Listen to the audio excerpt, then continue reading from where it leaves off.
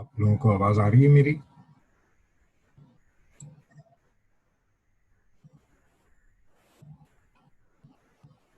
Okay. Is there any question from the previous lecture? पिछले lecture में से कोई अगर सवाल है तो अभी पूछ लें. Otherwise, we will start today's topic.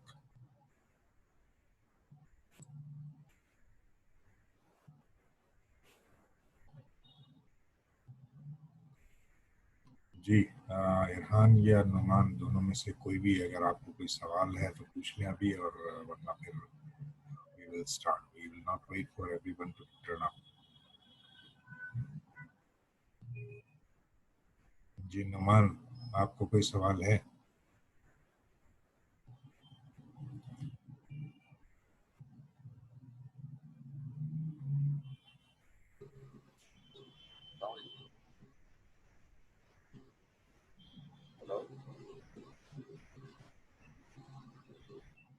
जी नुमान, आपसे मैं सवाल पूछ रहा हूँ, बताएं कि आपका कोई सवाल तो नहीं है?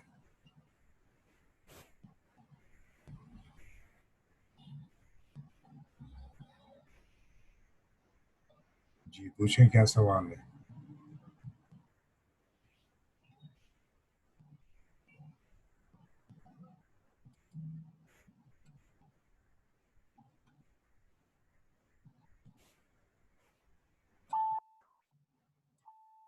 जी sorry. Okay, let me unmute you and then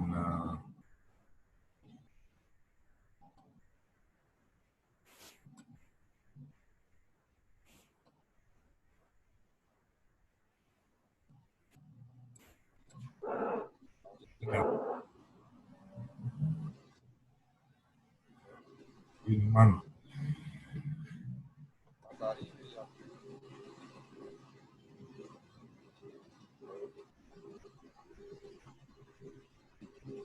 जी नुमान सवाल पूछें, क्या पूछना था?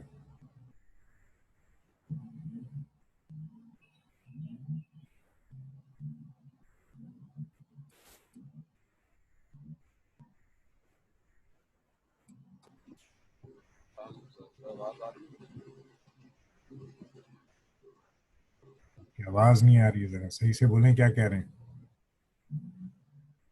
आ रही है आवाज सर? जी सर. जी बोलें, सवाल क्या था? सर सवाल ये था कि लास्ट टाइम जो क्विज हुआ फ्राइडे को, तो बेसिकली मेरे पास जो टेक्स्ट आया यूनिवर्सिटी की तरफ फ्राइडे को ही आया सुबह 8 बजे, और उसमें टेक्स्ट में ये लिखा हुआ था कि you will have your second quiz tomorrow at 12:15 PM. लेकिन जब मैंने सैटरडे को देखा तो वो ऑलरेडी फ्राइडे को हुआ था. ये आपकी आवाज जो है वो कट कट के आ रही है, जरा या तो फिर उसमें चैट बॉक्स में लिख दें. चले मैं चैट बॉक्स में.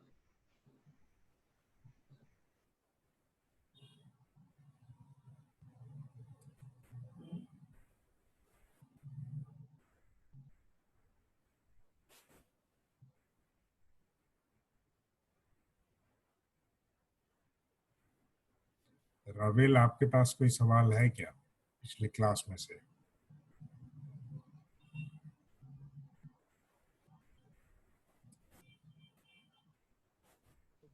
मुझसे क्यों पूछ रहे हैं? क्या जवाब दूं मैं उसको? जी रावेल, यस सर. कोई सवाल है पिछली क्लास का कोई?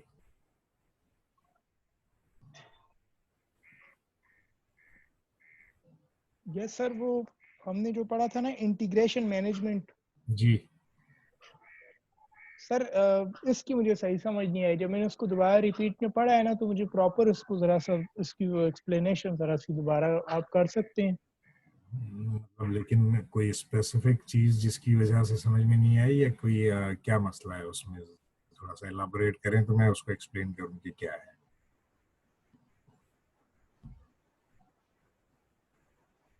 जी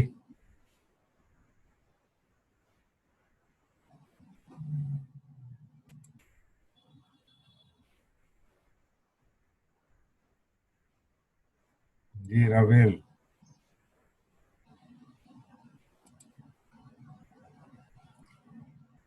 उस्मान और जुबैर, आप लोग अपनी अटेंडेंस मार्क कर लें चैट बॉक्स में।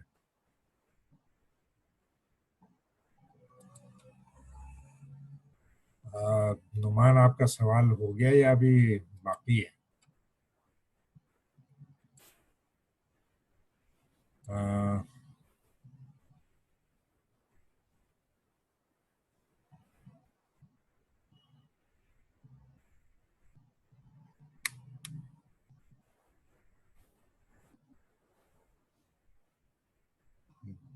आपके सवाल में वैलिडिटी इसलिए नहीं है कि जब आपकी क्लास होगी उसी दिन आपका क्विज होगा। बगैर क्लास के तो क्विज नहीं होगा। आपको मतलब अपने टाइम पर तो क्विज में आना चाहिए था। अब उससे कोई फर्क नहीं पड़ता, लेकिन ये कि इसलिए कि I am not going to consider all the quizzes, जो उसमें से बेस्ट होगा वो मैं काउंट करूंगा। लेकिन बेस्ट जो है वो उसमें तीन तीन क्विजेस हैं, सीलो 1, सीलो 2 और सीलो 3 के। तो उन तीन को मैं काउंट करूंगा। तो इसलिए आपने you have to attend all the quizzes, और वो क्लास जितने भी क्विज होंगे वो अपने क्लास के टाइम में होंगे। ये नहीं है कि आपको मैसेज अगर फ्राइडे को आ रहा है तो आप सैटरडे को तैयारी करेंगे उसकी। एलएमएस में जाके उसी वक्त चेक करना चाहिए था आपको कि किस दिन के लिए क्विज है वो। मतलब अगर आप क्लास में अटेंड नहीं, कि अपने टाइम पर नहीं आते हैं, तो you are going to miss the quiz. Saturday को कौन सी कोई क्लास होती नहीं है, तो फिर उस दिन क्विज लेने का कोई सेंस नहीं है। So you have to be on time, and this is not an excuse. क्योंकि मैंने अभी नहीं, मतलब ये एक हफ्ता पहले मैंने बता दिया था कि क्विज कब होगा। लेकिन अगर आप क्लास में अटेंटिव नहीं है, आके सिर्फ हाजिरी लगा के और फिर सो जाते हैं, तो फिर I am not responsible for it. So you have to feel your responsibility. Okay, so today we are going to discuss about the schedule management. Rawail, तुम्हारा जो सवाल है उसको मैं थोड़ा सा एलाबोरेट कर देता हूँ पहले, इससे पहले कि हम आगे चलें। इंटीग्रेशन मैनेजमेंट बेसिकली जो 9 नॉलेज एरियाज हैं, इंटीग्रेशन मैनेजमेंट को निकाल के इसको इंक्लूड करें तो 10 नॉलेज एरियाज हैं। तो 9 नॉलेज एरियाज जो हैं उनको आपस में किस तरह से लिंक करना है, ये काम होता है बेसिकली प्रोजेक्ट मैनेजर का। और उसको किस तरह से आपस में लिंक करना है, ये उसे इसलिए आना चाहिए कि इसीलिए आपको इस पूरे कोर्स में जो 10 नॉलेज एरियाज हैं उसकी जो बेसिक्स हैं वो आपको पता होनी चाहिए। आप एक ही वक्त में सारे नॉलेज एरियाज के ऊपर कमांड आपको नहीं हो सकती है, लेकिन बेसिक्स आपको हर एरिया की पता होनी चाहिए, ताकि जब आपका जो टीम मेंबर है वो आपके पास कोई चीज लेकर आता है, कोई इशू लेकर आता है, तो you should be able to resolve his problem और issues. only then you will be able to take along your team together to accomplish or execute the project effectively. So this is basically the function of integration management. आपको चीज़ों को साथ लेके चलने आना चाहिए, और दिस इज इट। अगर इसमें अगर कोई इशू है तो अभी पूछ लें या बता दें, तो फिर मैं हम आगे चलते हैं। जी रावेल।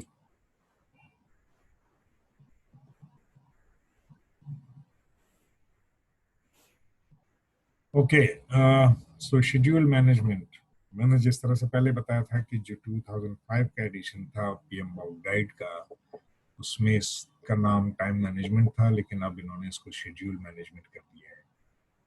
टाइम मैनेजमेंट जो है वो इंडिविजुअल के हाथ में होता है, लेकिन शेड्यूल जो है वो पूरी टीम को उसको मेंटेन करना होता है। तो इस वजह से इसको शेड्यूल मैनेजमेंट और शेड्यूल मैनेजमेंट को लिंक किया बेसिकली प्रोजेक्ट के साथ। तो individuals are not important but the project is very important. So that is the reason why इसका नाम जो है वो चेंज करके फ्रॉम शेड्यूल टू टाइम कर, sorry, from time to schedule कर दिया गया है। So you have to understand the reason why it is considered this way. इसके बाद ये उसकी थोड़ी सी डायग्राम है, अगर आप इसको देखें और से तो आपको समझ में आएगी, और ये किस तरह से बनती है ये भी आगे आपको स्लाइड्स में भी पता चल जाएगा। So you don't have to worry about that. Scheduling the project, ये बेसिकली एक्टिविटीज की सीक्वेंसिंग होती है। तो ये एक सवाल भी आया था पिछली क्लास में शायद, ये मुझे नहीं पता किसका था, लेकिन ये मुझे पता है कि ये सवाल आया था। तो उसमें ये कहा था कि जी एक्टिविटी सीक्वेंसिंग का क्या मतलब है, तो वो एक्चुअली अब आएगा आपको इसके बारे में अंडरस्टैंडिंग। तो ये नेटवर्क डायग्राम कहलाती है। इसकी सीक्वेंसिंग जो है, अगर आप इसको देखें तो ये आपको बिल्कुल एग्जैक्टली जिस तरह से टेबल ऑफ कंटेंट्स होता है, इसी तरह से ये आपका वर्क ब्रेकडाउन स्ट्रक्चर बनता है। ये है रिस्पॉन्सिबिलिटी असाइनमेंट मैट्रिक्स। इसमें लोगों को असाइन किया जाता है मुख्तलिफ काम करने के लिए, और इसको RAM रिस्पॉन्सिबिलिटी असाइनमेंट मैट्रिक्स बोलते हैं। इसकी एक्चुअली डायग्राम अभी आगे आएगी तो मैं आपको और इसको एक्सप्लेन करूंगा, अभी सिर्फ आप थोड़ा सा समझें इस बात को। एंड शेड्यूल रिसोर्सेज का मतलब ये है कि आपने कौन सी चीज़ किस टाइम पर चाहिए उसको आपने शेड्यूल करना होता है। और ये सारे काम प्रोजेक्ट मैनेजर जो है वो ओवरसी कर रहा होता है। बेसिकली सारे काम जो है ये उसकी टीम मेंबर्स के काम है, ये वो करके ले ला कर और प्रोजेक्ट मैनेजर के सामने रखते हैं, और प्रोजेक्ट मैनेजर फिर उनको रिव्यू करता है। और चूंकि प्रोजेक्ट मैनेजर के पास सारे नॉलेज एरियाज से इनपुट आ रही होती है, तभी वो उन सबको आपस में एक दूसरे के साथ इंटीग्रेट कर सकता है। अगर वो सारी इंफॉर्मेशन नहीं आ रही हो तो आइसोलेशन में जिसके पास रिस्पॉन्सिबिलिटी है कॉस्ट की, वो अपने हिसाब से उसको लेकर आ रहा होगा कि जी इतने पैसे प्रोजेक्ट के इस टाइम में हमें चाहिए होंगे, तो वो उस वक्त पैसे रिलीज करेगा या रिलीज करवाएगा मैनेजमेंट से। तो इस तरह से नहीं होता, उसमें इंटीग्रेशन का जो सारा काम है ये प्रोजेक्ट मैनेजर का काम है। और उसके लिए जो उसका 90% टाइम है प्रोजेक्ट मैनेजर का, वो कम्युनिकेशन में यूज होता है। वो एक दूसरे हर टीम मेंबर से इनपुट्स ले रहा होता है फॉर इम्प्लीमेंटिंग द प्रोजेक्ट। सो अभी इसको और देखेंगे तो आपको समझ में आएगा। ये गैंट चार्ट मैंने बताया था पहले भी, अब हम इसको थोड़ा प्रॉपरली करने की कोशिश करते हैं। तो ये मैंने बताया था कि ये आपका वर्क ब्रेकडाउन स्ट्रक्चर है, और ये जो नेगेटिव साइन होता है इसका मतलब ये कि ये खुलने के बाद इसकी ये तस्वीर आएगी, इसके अंदर प्लस साइन जो है इसकी वजह से आपको ब्लैक नजर आ रहा है। तो इसको फर्दर खोलेंगे तो फिर उसमें इसके अंदर जो जो एक्टिविटीज होंगी वो आपको फिर ग्रे में नजर आएंगी। तो अभी यहाँ पर सिर्फ आपको सैंपल के तौर पे दिया गया। और ये गैंट चार्ट जो है वो आपका MS ऑफिस का बिल्ट इन फीचर है। जब आप उसमें अपने प्रोजेक्ट की एक्टिविटीज को प्रॉपरली वर्क ब्रेकडाउन स्ट्रक्चर बना के, और फिर उसमें जब आप उसकी टाइमिंग के हिसाब से जब आप उसमें इनपुट कर देते हैं, तो आपको ये Gantt chart MS office MS project जो है वो खुद बना कर दे देता है। So you don't have to worry about कि हाउ हम इसको हम कैसे बनाएं। इसी तरह से जब आप वेबसाइट डिजाइन को जब आपने खोला तो इसमें ये 3 एक्टिविटीज थी। तो ये वेबसाइट डिजाइन का ड्यूरेशन था, और उसमें चूंकि ये सारे प्लस साइन के साथ हैं तो इसलिए इसको भी इसने ब्लैक में दिखाया। तो ये आपकी लेवल 1 मेन एक्टिविटी ये है, उसके अंदर सब एक्टिविटीज हैं, और इसको जब आप इसके प्लस साइन को खोलेंगे तो इसके अंदर फर्दर और एक्टिविटीज आपको नजर आएंगी। इसी तरह से वेबसाइट डेवलपमेंट के अंदर ये 4 एक्टिविटीज हैं जिसको इसने इसको ओवरसी कर रहा है, मतलब ये पूरा अम्ब्रेला बन रहा है, और इसके अंडर में ये एक्टिविटीज हैं जो कि इस तरह से दिखाई गई हैं। सो जहां जहां आपको प्लस साइन नजर आ रहा है वो आप देखें कि ये ब्लैक डार्क ब्लैक है, और बाकी जिसको खोला गया है तो वो आपको ग्रे में नजर आ रही है।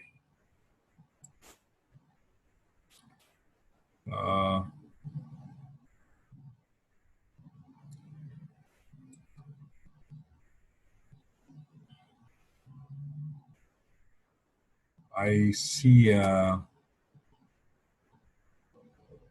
एक्चुअली हमारे पास पार्टिसिपेंट्स 10 होने चाहिए, सॉरी 9, टोटल 10 नहीं बल्कि 9 होने चाहिए including me, because 8 students are registered.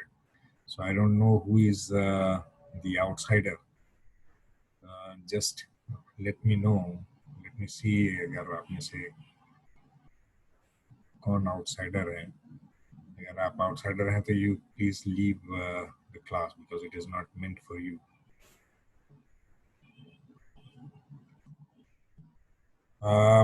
इसमें ना समझ में आने वाली बात कोई नहीं है। मैंने जैसा कि बताया कि ये बेसिकली आपका वर्क ब्रेकडाउन स्ट्रक्चर है। जब आप वर्क ब्रेकडाउन स्ट्रक्चर बना के एमएस प्रोजेक्ट में एंट्री करेंगे इसको डेट के साथ कि कौन सा काम किस टाइम से किस ड्यूरेशन के दरमियान होगा, तो ये डायग्राम आपकी खुद ब खुद बन के आ जाएगी। अभी इसको और ये सैंपल चार्ट है, इसको सिर्फ थोड़ा सा भी इसको देखें और आगे वाली स्लाइड देखें, इसके बाद मैं दोबारा आपको इसके पास लेके इस स्लाइड पर लेकर आऊंगा तो you will be able to understand कि what exactly does it mean. नहीं आया तो कोई बात नहीं, doesn't matter, कोई अभी इशू नहीं है।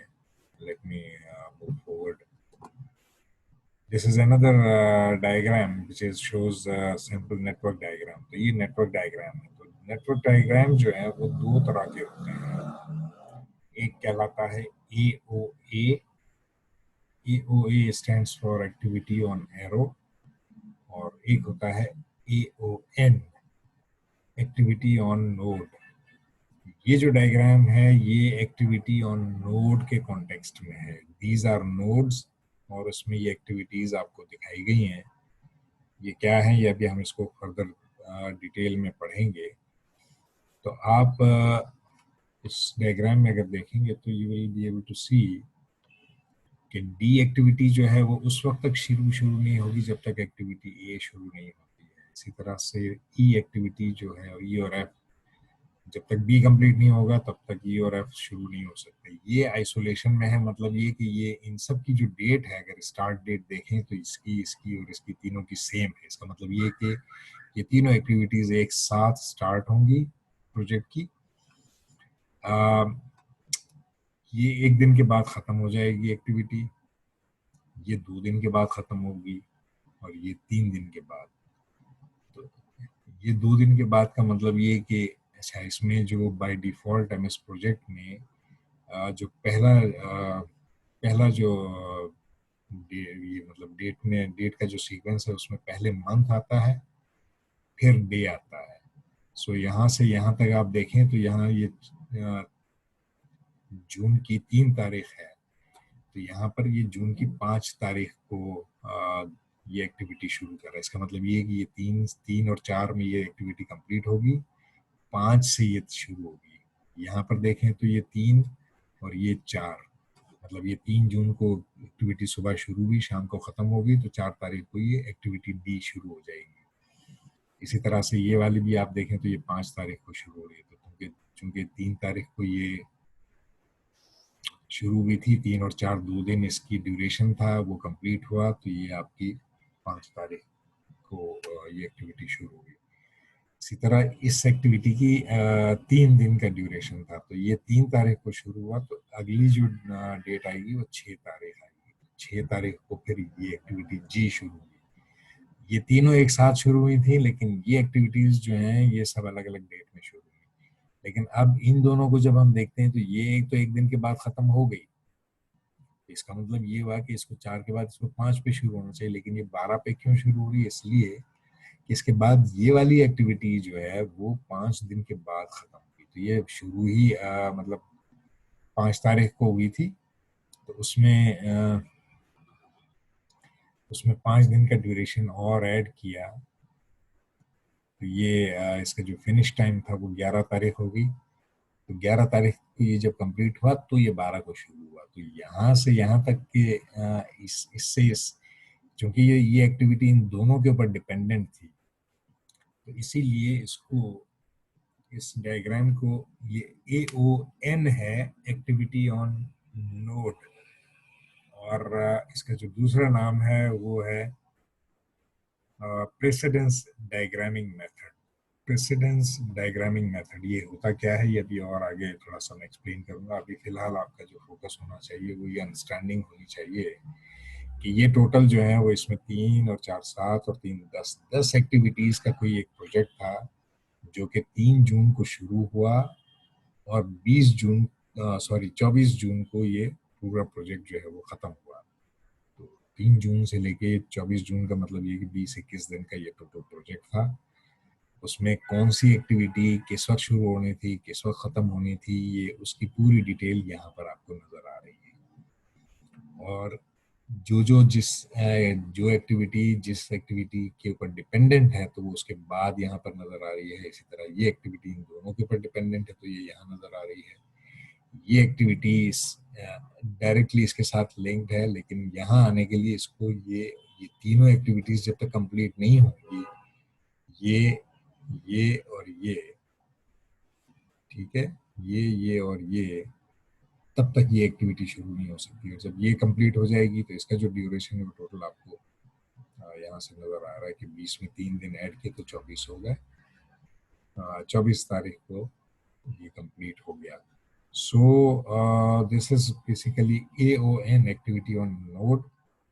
और इसके जो फर्दर अभी डिटेल अभी और आगे आएगी तो आपको और पता चल जाएगा। इससे पहले कि हम आगे चलें, इसको जरा मैं थोड़ा सा पढ़ के सुना देता हूँ।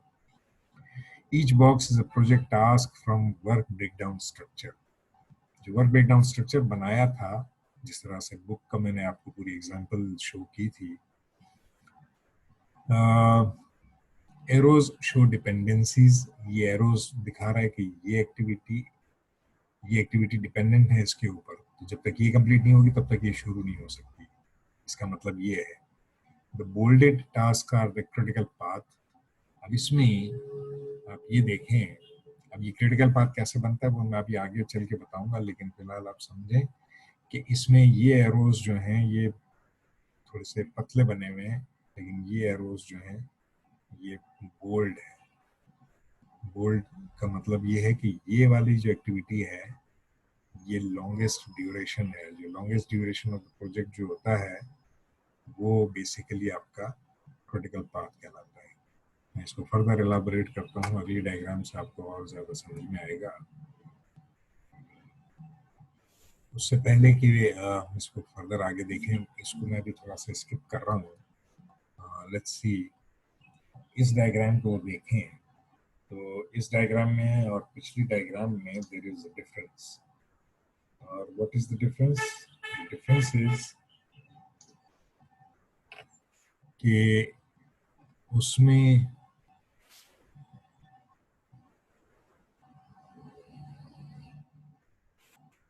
आपने ये कहा कि activity G is also taking 6 days।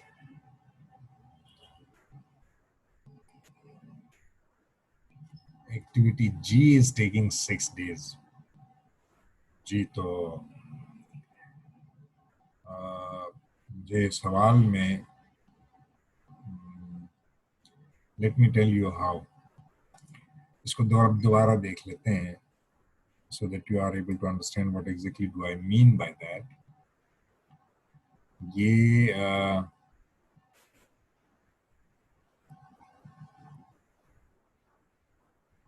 this was the diagram, right?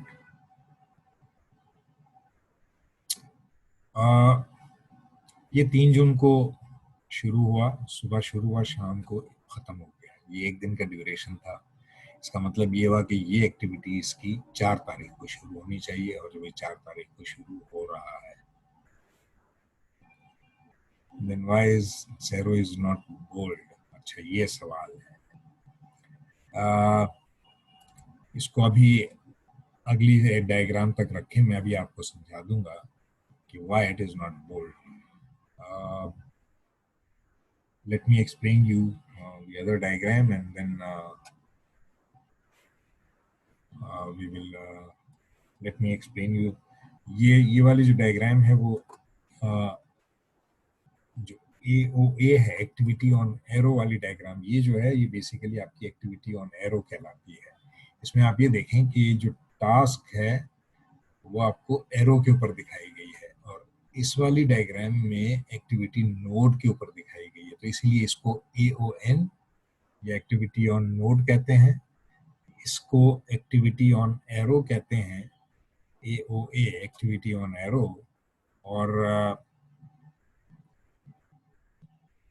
इसका दूसरा जो नाम है वो है arrow diagramming method, arrow diagramming method ADM।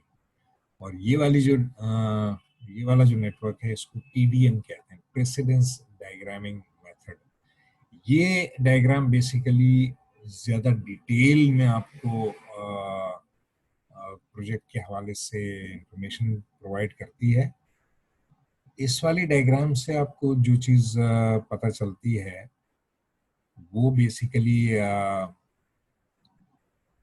जो लॉन्गेस्ट पाथ होता है पूरे प्रोजेक्ट का, वो पता चलता है। Let me explain you what do I mean by the longest path.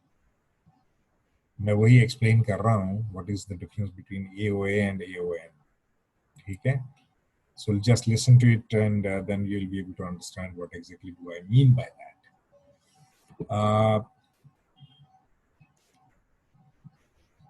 ये एक्टिविटी A है जिसका ड्यूरेशन 1 दिन का है, ये एक्टिविटी B है इसका ड्यूरेशन 2 दिन का है, ये एक्टिविटी C है जिसका ड्यूरेशन 3 दिन का है। इसी तरह D के 4, E का 5, F का 4, G का 6, उसके बाद H का 6, I का 2 और J का 3। अब इसमें आपने ये देखना होता है कि इसको हम पिछला जो एक वर्ड आया था क्रिटिकल पाथ, तो क्रिटिकल पाथ का मतलब एक्चुअली ये होता है कि आप पूरी एक्टिविटी की पहले जब सीक्वेंसिंग कर लेते हैं और उसमें डिपेंडेंसीज चेक कर लेते हैं कि कौन सी, इसकी मिसाल मैं आपको लाइव एग्जांपल दूं अगर, तो जब अगर आप कोई घर बनता हुआ देखते हैं तो पहले उसकी बेस बनती है। आप ये नहीं कह सकते कि अभी चलो जी जब तक ये बेस बन रही है, क्योंकि बेस बनाने में क्या होता है कि बेस जब आप बना लेते हैं तो उसके बाद उसको 3 दिन तक पानी देना होता है ताकि उसकी जो कंक्रीट है वो स्ट्रांग हो जाए। तो अब वो आपने कहा कि यार 3 दिन तक हम अपने पूरी लेबर फोर्स को ऐसे ही बिठा के तनख्वाह देंगे, तो हम इस दौरान में कलर कर लेते हैं। तो अब कलर जो है वो किस पे करेंगे, हवा में करेंगे, क्योंकि अभी तो बिल्डिंग तो खड़ी नहीं हुई है। तो अब आप कलर उसमें नहीं कर सकते, दरवाजे आप लगा नहीं सकते। आपको इन 3 दिनों में वेट करना पड़ेगा जब तक कि उसका कंक्रीट सूख के स्ट्रांग नहीं हो जाता। उसके बाद आप पिलर्स खड़े करेंगे और उसके बाद फिर आप कमरे बनाएंगे और छत डालेंगे। तो आप इस चीज को कहते हैं डिपेंडेंसीज। तो जब तक वो डिपेंडेंसीज कंप्लीट नहीं होती हैं तब तक आप काम को आगे लेके नहीं चल सकते। अब वो आपको कैसे पता चलेगा कि कौन सा काम किस वक्त और कैसे करना है, यही आपको इसमें शेड्यूलिंग के हवाले से आपको ये काम आना चाहिए। और उसका तरीका ये होता है कि आप इसका नेटवर्क डायग्राम बनाते हैं, उसमें आप एक्टिविटीज के ड्यूरेशन को डिफाइन करते हैं और उसके बाद आप चीज़ों को आगे लेके चलते हैं।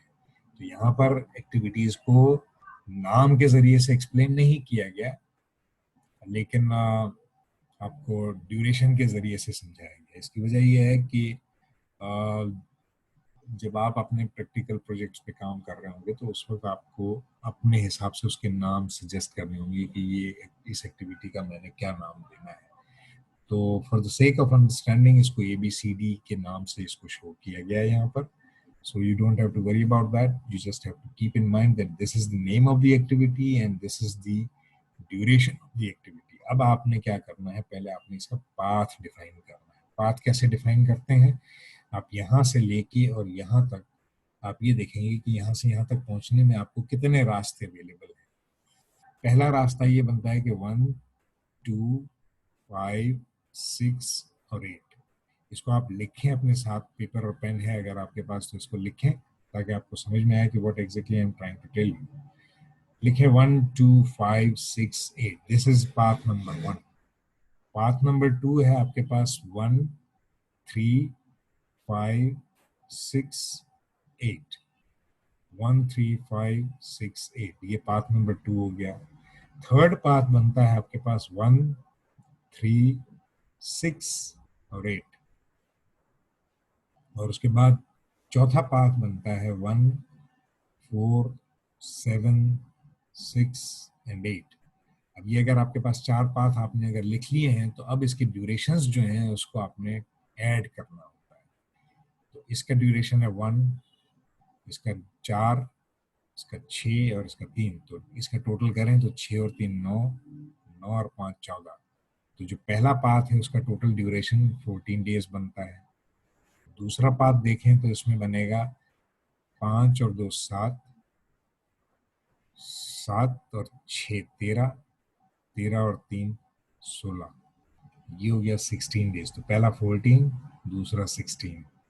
तीसरा हम देखते हैं तो उसमें मिलता है हमें 4 और 2 6, 6 और 3 9, तो 9 डेज का ड्यूरेशन बनता है थर्ड में। और चौथे पाथ में आपको बनता है 6 और 3 9, 9 और 2 11, 11 और 3 14। तो पहला और आखिरी जो है उसमें ड्यूरेशन 14 बना, दूसरे पाथ में 16 बना, तीसरे पाथ में 9 दिन बना और चौथे में फिर 14 बना। इसका मतलब ये हुआ कि आपका जो टोटल प्रोजेक्ट ड्यूरेशन है 50 कहाँ से आ गया?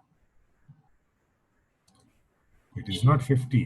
आपको सबका टोटल नहीं, आपको सिर्फ पाथ का टोटल निकालना है। आपने सारे टोटल जो है ना आपका इस सब का टोटल कर लिया, इस सब का टोटल नहीं करना है। जो यहाँ से यहाँ तक पहुंचने में जितने पाथ आपने बनाए थे उन पाथ्स को आपने देखना है और उसका टोटल आपने अलग अलग बनाना है। तो मैंने आपको 4 पाथ बताए थे, उन 4 पाथ का जो ड्यूरेशन बनता है वो 14, 16, 9 एंड 14 बनता है। तो जो लॉन्गेस्ट पाथ है वो है 16, जो कि ये वाला है 2 5, 5 और 2 7 और 6 13 और 3 16। तो आपका 1 3 5 6 और 8 ये आपका क्रिटिकल पाथ है। इसको कहेंगे critical path, longest duration of all the paths available for completing the project. तो जो लॉन्गेस्ट पाथ होता है उसको हम क्रिटिकल पाथ कहते हैं और यही आपका टोटल प्रोजेक्ट ड्यूरेशन बनता है। इस प्रोजेक्ट ड्यूरेशन को क्रिटिकल पाथ क्यों कहते हैं? इसलिए कहते हैं कि इस पाथ में अगर कोई भी एक्टिविटी एक दिन भी डिले होगी तो आपका टोटल प्रोजेक्ट जो है वो डिले हो जाएगा। उस डिले को आपने as a project manager avoid करना होता है। अब उसको अवॉइड करने के 2 तरीके हैं, वो अभी हम आगे पढ़ेंगे। फिलहाल आपको ये समझ में आना चाहिए कि how to make, how many types of network diagrams are available. 2 types of network diagrams. Number 1 is activity on arrow. Number 2, activity on node. Activity on arrow is also called arrow diagramming method, ADM. Activity on node is also known as precedence diagramming method, PDM. Activity on arrow जो है वो basically आपको critical path calculate करने में आपको मदद देता है। मैं वही बता रहा हूँ, तुम लोग सुन नहीं रहे हो या मुझे नहीं पता कि क्या मैं मेरी बात क्यों समझ में नहीं आ रही है। How we can find critical path, मैंने यही तो बताया कि the longest path in the network. तो this is the longest path 1 3 5 6 8। इसका जो टोटल ड्यूरेशन बनता है वो 16 बनता है। तो 16 is the critical path. Am I clear?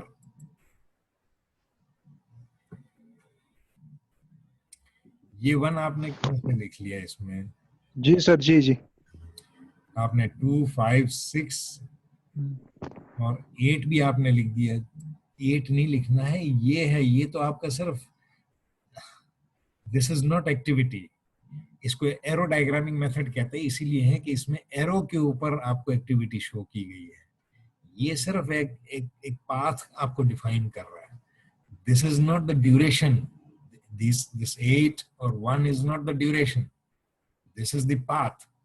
इसीलिए आप इसमें पाथ में और ड्यूरेशन में फर्क समझें। पाथ का जो नंबरिंग है वो आपको बिल्कुल सीक्वेंस में नजर आ रहा है, जैसे ये 1 2 3 4 5 6 7 8। लेकिन ड्यूरेशन जो है वो डिफरेंट है। यहाँ पर 1 है, यहाँ पर 2 है, यहाँ 3 है। तो चलो समझ में आ गया, ये 4 आ गया, ये 5 आ गया। लेकिन यहाँ 4 क्यों आया? फिर यहाँ पर उस हिसाब से तो इसमें 6 आना चाहिए था और यहाँ 7 आना चाहिए था। तो ये है duration. Duration could be plus और माइनस। तो अगर क्लियर हो गया तो दिस इज गुड।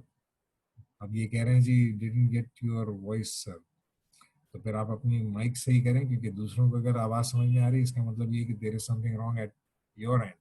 आप अपने स्पीकर को चेक करें कि आपको आवाज क्यों नहीं आ रही है। और अगर आपको आवाज नहीं भी आ रही है, कोई ऊंच नीच भी हो रही है, तो चूंकि इसके बाद ये वीडियोस बना के मैं अपलोड भी कर रहा हूँ और उसके लिंक्स भी आपको बता रहा हूँ। मुझे नहीं पता कि आप लोग उसके बाद चेक करते हैं या नहीं करते हैं, क्योंकि मैंने अब तक जो हमारे टोटल लेक्चर्स हो गए, तो today is the 13th lecture which we are dealing with. आज 13 और 14 लेक्चर्स होने हैं, और मैं अभी तक जब वहां पर उसका टोटल देख रहा हूँ व्यूज, तो मुझे सिर्फ 25 व्यूज नजर आ रहे हैं। इसका मतलब ये कि you guys are not even bothering to listen to the lectures which have already been shared. तो आई डोंट नो, नहीं आ रही है तो अभी भी आप अपना स्पीकर सही करें। मेरी आवाज अगर दूसरों को आ रही है तो इसका मतलब ये कि there is something wrong at your end. तो एक तो ये कि आप अपने स्पीकर को चेक करें, और दूसरा ये कि अगर आपको यहाँ पर आवाज नहीं भी आ रही है तो ये अपलोड इसीलिए की जा रही है कि आपने उसके बाद उसको जाके वहां पर पढ़ना है, चेक करना है। लेकिन हम वो भी नहीं करते ना, क्योंकि हम तो चांद रात में पढ़ने वालों में से हैं।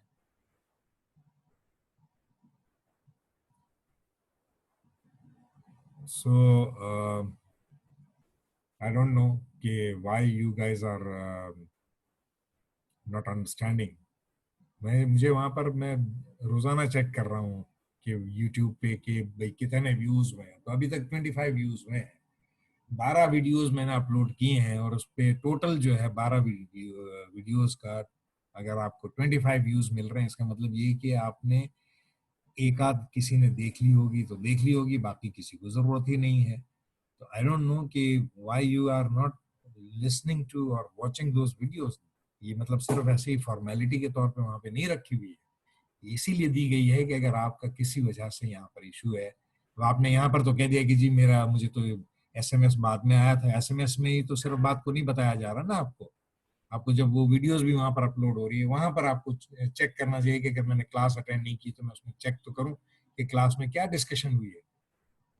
So I am unable to understand कि इस तरह की बैठ के यहाँ पर शिकायतें करना कि जी मुझे ये नहीं आ रहा और वो नहीं आ रहा।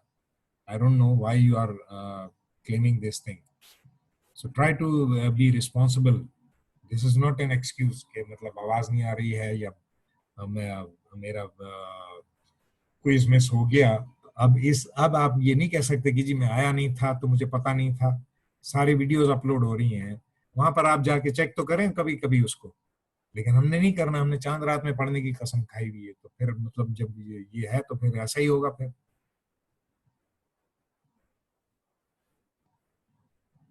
सो this is how you are supposed to calculate. So this is not 50, it is 16. 16 is the longest duration of the entire network. तो यहाँ से आपको critical path पता चलता है। तो आपने you are supposed to know how to calculate the critical path. तो सवाल जो है इम्तिहान में, इसमें इसी हवाले से सवाल आएगा कि ये किसी तरह की नेटवर्क डायग्राम दी होगी, या इवन नेटवर्क डायग्राम नहीं भी दी होगी, आपको यही सवाल वर्डिंग में दिया हुआ होगा। तो आपको ये बताया जाएगा कि जैसे activity 2 is dependent on activity 1, और the duration of these two activities is 1 day. So make diagram. तो आपने फिर इसको इसी तरह से ये जो पूरा डायग्राम है इसको मैं वर्ड्स में आपको अगर बताऊं, तो you should know how to make the diagram. कौन सी चीज किसके ऊपर डिपेंडेंट है उसको आपने वहां रखना है, उसके बाद उसको एरो के साथ कनेक्ट करना है, उसके बाद उसका जो नंबर ऑफ पाथ कैलकुलेट करने हैं, टोटल नंबर ऑफ पाथ्स को जब कैलकुलेट कर लेंगे तो उसमें से जो लॉन्गेस्ट ड्यूरेशन होगा वो आपका क्रिटिकल पाथ कहलाएगा। इसके बाद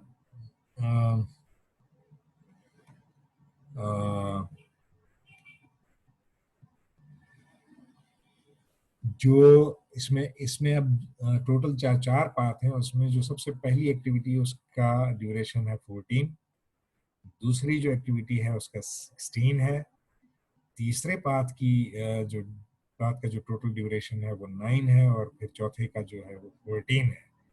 तो 16 के बाद आपने एज अ प्रोजेक्ट मैनेजर जो 14 जो दो एक्टिविटीज आपको 2 पाथ जो आपको मिल रहे हैं विद 14 डेज ड्यूरेशन, उसको कहेंगे नियर क्रिटिकल। नियर क्रिटिकल क्यों कहते हैं? इसलिए नियर क्रिटिकल कहते हैं कि कभी कभी ये होता है कि जब आप सिर्फ क्रिटिकल पाथ के ऊपर फोकस कर रहे होते हैं कि उसकी एक्टिविटी डिले ना हो, तो जो नियर क्रिटिकल होता है उसमें आप थोड़े से ढीले पड़ जाते हैं। जब आप उसमें ढीले पड़ते हैं तो पता चला कि उसमें जो डिले आया तो उसके ऊपर आपकी नजर नहीं थी, तो वो क्रिटिकल बन गया। क्योंकि अगर उसमें, जैसे इसमें 2 एक्टिविटीज 14 डेज की हैं और सपोज करें कि इसमें से कोई एक एक्टिविटी 3 दिन डिले हो जाती है, तो वो 3 दिन का डिले जो है वो 16 से बढ़ के वो 17 हो जाएगा। तो आपका क्रिटिकल पाथ तो अब पहले आप 16 समझ रहे थे, लेकिन वो जो नियर क्रिटिकल था वो आगे निकल गया, तो अब वो क्रिटिकल हो जाएगा। तो अब आपने उसको कंट्रोल करना है। So critical and near critical इस तरह से आपको पता चलता है। अब मैं आपको दोबारा फिर पीछे लेके चलूंगा। लेट मी सी कि इसके अगली वाली इसमें क्या है डायग्राम में, फिर आपको पता चलेगा कि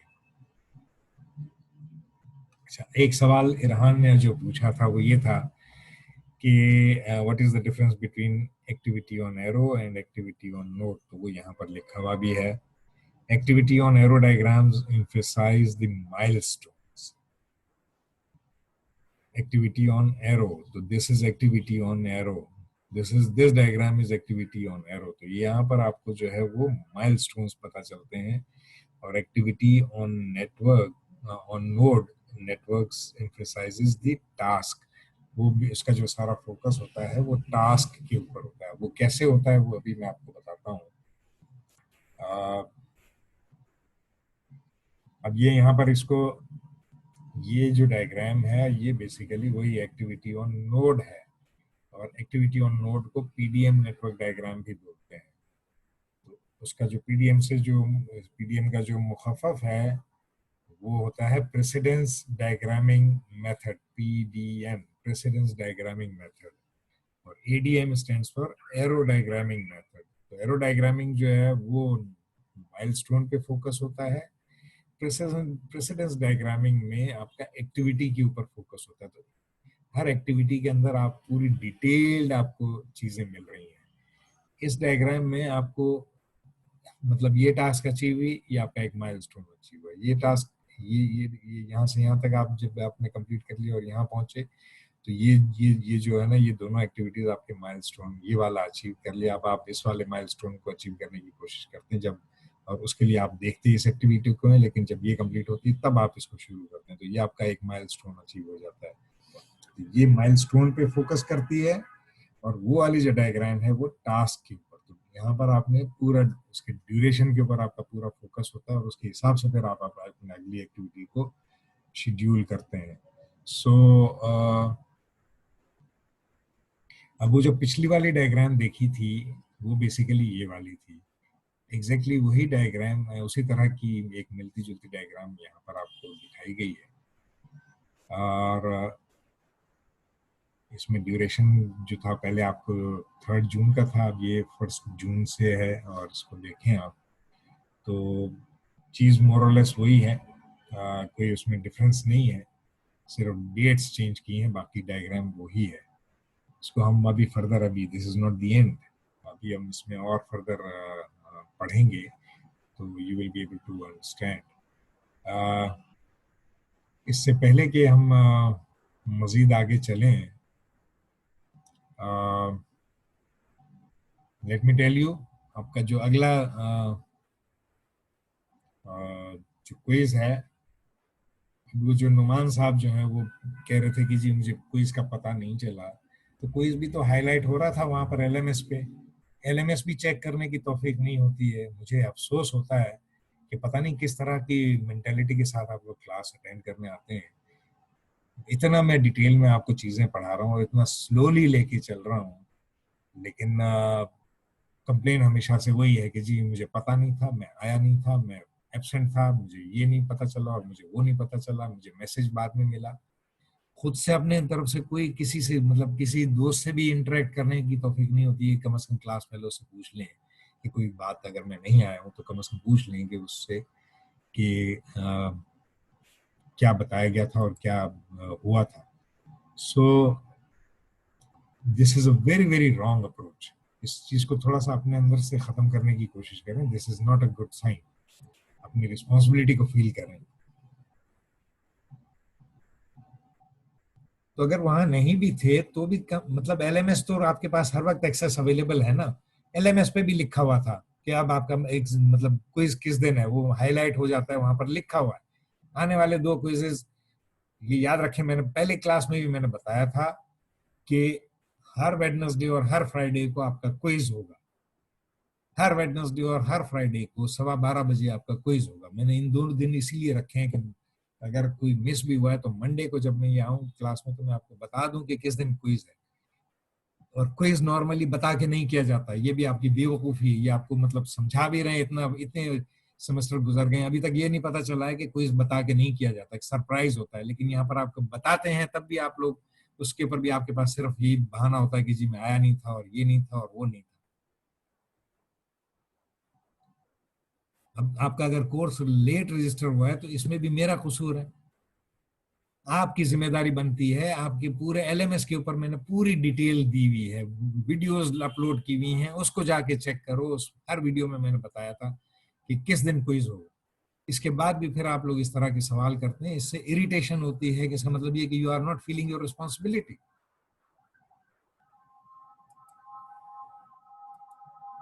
सो ओके,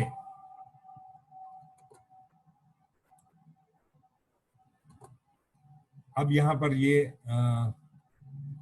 जो है, जो आपका सवाल था इरहान, ये आपके सवाल का जवाब है कि दोनों में क्या होता है. Precedence diagramming method, activities are represented by boxes. ये है बॉक्सेस, ठीक है. Arrows show relationship between activities. ये रिलेशनशिप मतलब ये एक्टिविटी इस एक्टिविटी के खत्म होने के बाद शुरू होगी, तो ये एरो आपको ये बता रहा है. इसके बाद more popular than ADM. ADM जो है वो सिर्फ माइलस्टोन पे फोकस करता है, लेकिन जो आपका प्रोजेक्ट मैनेजमेंट सॉफ्टवेयर है वो बेसिकली पीडीएम को लेके चलता है. और इसकी वजह यह है कि आपको हर एक्टिविटी को माइक्रो लेवल पे जाके एक्सिक्यूट करना होता है, इसलिए आपको इसकी पूरी डिटेल जो है इसमें आपको नजर आ रही है. इसमें आप ये देखें कि ये एक्टिविटी का नाम है, ये उसका स्टार्ट डेट है, ये उसकी फिनिश डेट है, इसमें इसका ड्यूरेशन भी बताया गया है. ये आरईएस जो है ये शॉर्ट फॉर्म है रिस्पॉन्सिबिलिटी का. यहाँ पर इसको ब्लैंक इसलिए रखा गया है कि ये सैंपल है. जब आप एक्चुअल बनाएंगे तो यहाँ पर रिस्पॉन्सिबिलिटी में जिस बंदे को ये एक्टिविटी करनी है उसका नाम आएगा, यहाँ पर उसका नाम आएगा. सो ये इस लेवल पे जाके चीजों को बता रहा है. और इसमें आपको सिर्फ एक्टिविटी का नाम और उसका ड्यूरेशन पता चल रहा है, बाकी कोई डिटेल नहीं पता है कि कब शुरू होगा कब खत्म होगा. तो इससे फायदा ये होता है कि आपको क्रिटिकल पाथ फौरन निकालना आसान हो जाता है. इसमें थोड़ा सा आपको टाइम लगता है, लेकिन चूंकि आप ये सॉफ्टवेयर यूज कर रहे होते हैं इसको बनाने के लिए, तो सॉफ्टवेयर जैसे ही आपके डायग्राम कंप्लीट होगा और उसमें आप उसकी डिटेल्स एंटर करेंगे तो क्रिटिकल पाथ आपको डायग्राम जो है वो खुद ब खुद वहाँ पे नजर आ जाएगी और वो बोल्ड में नजर आएगी उसके एमएस प्रोजेक्ट में. So, more popular than ADM method in use by project management software and better at showing different types of dependencies. तो यहाँ पर आपको dependencies पता चल रही हैं कि कौन सी एक्टिविटी किस एक्टिविटी के खत्म होने पर शुरू होगी. ये हो गया पीडीएम. अब आगे चलते हैं.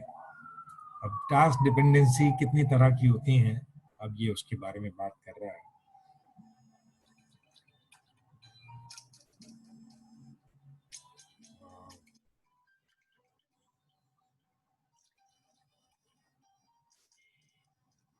एक मिनट देंगे, मैं एक फोन है मैं सुन.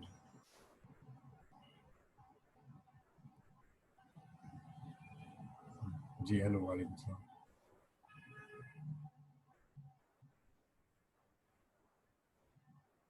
कौन?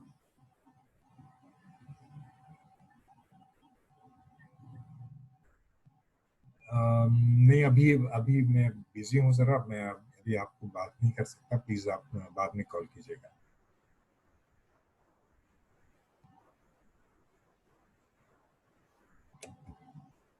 Sorry. So I was telling you about task dependencies. Task dependency में सबसे पहली डिपेंडेंसी है finish to start. Finish to start. क्या मतलब हुआ इसका? इसका मतलब ये हुआ कि ये उसकी एग्जाम्पल दी हुई है, ओपन द कैन।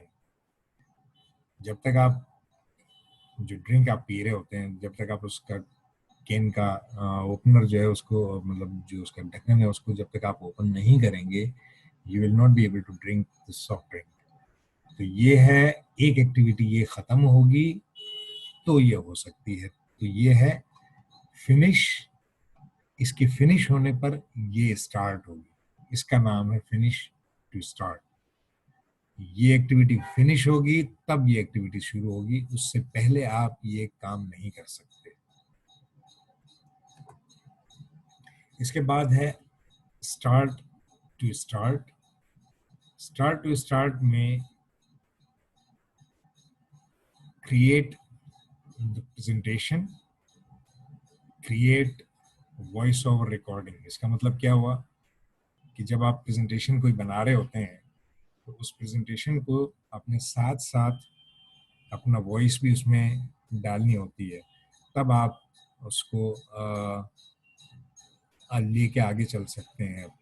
मतलब ये जैसे अगर आप लोगों ने प्रेजेंटेशन अगर बनाई है तो इसके बारे में आइडिया होगा, अगर नहीं बनाई है तो आप फाइनल ईयर का जब प्रोजेक्ट आप बनाएंगे तो उसकी प्रेजेंटेशन बनाएंगे तो आपको उसमें आपको पता चलेगा कि आपको वॉइस ओवर क्यों लगानी होती है। क्योंकि आप या तो जैसे अगर क्लास में जो एक्सटर्नल आता है उसके सामने जब आप प्रेजेंट कर रहे होंगे तो वहाँ भी आपको यही होगा कि आपने प्रेजेंटेशन चलानी है और साथ साथ उसके ऊपर आप अपने जो एक्सप्लेनेशन है वो आप उसको दे रहे होंगे। So this is what it means कि start to start। तो ये दोनों एक्टिविटीज को आपने साइमल्टेनियसली चलाना होता है, इसलिए इसको स्टार्ट टू स्टार्ट का नाम दिया है। इसके बाद कहता है finish to finish. Finish to finish इसकी एग्जांपल उसने दी है यहाँ पर, complete the pilot study, complete feedback collection process. मसलन या इसकी एक और एग्जांपल अभी आगे मेरा ख्याल है आएगी, वहाँ पर आपको ज़्यादा क्लियर समझ में आएगी। इसकी मिसाल यूँ समझ लें कि जैसे अगर आप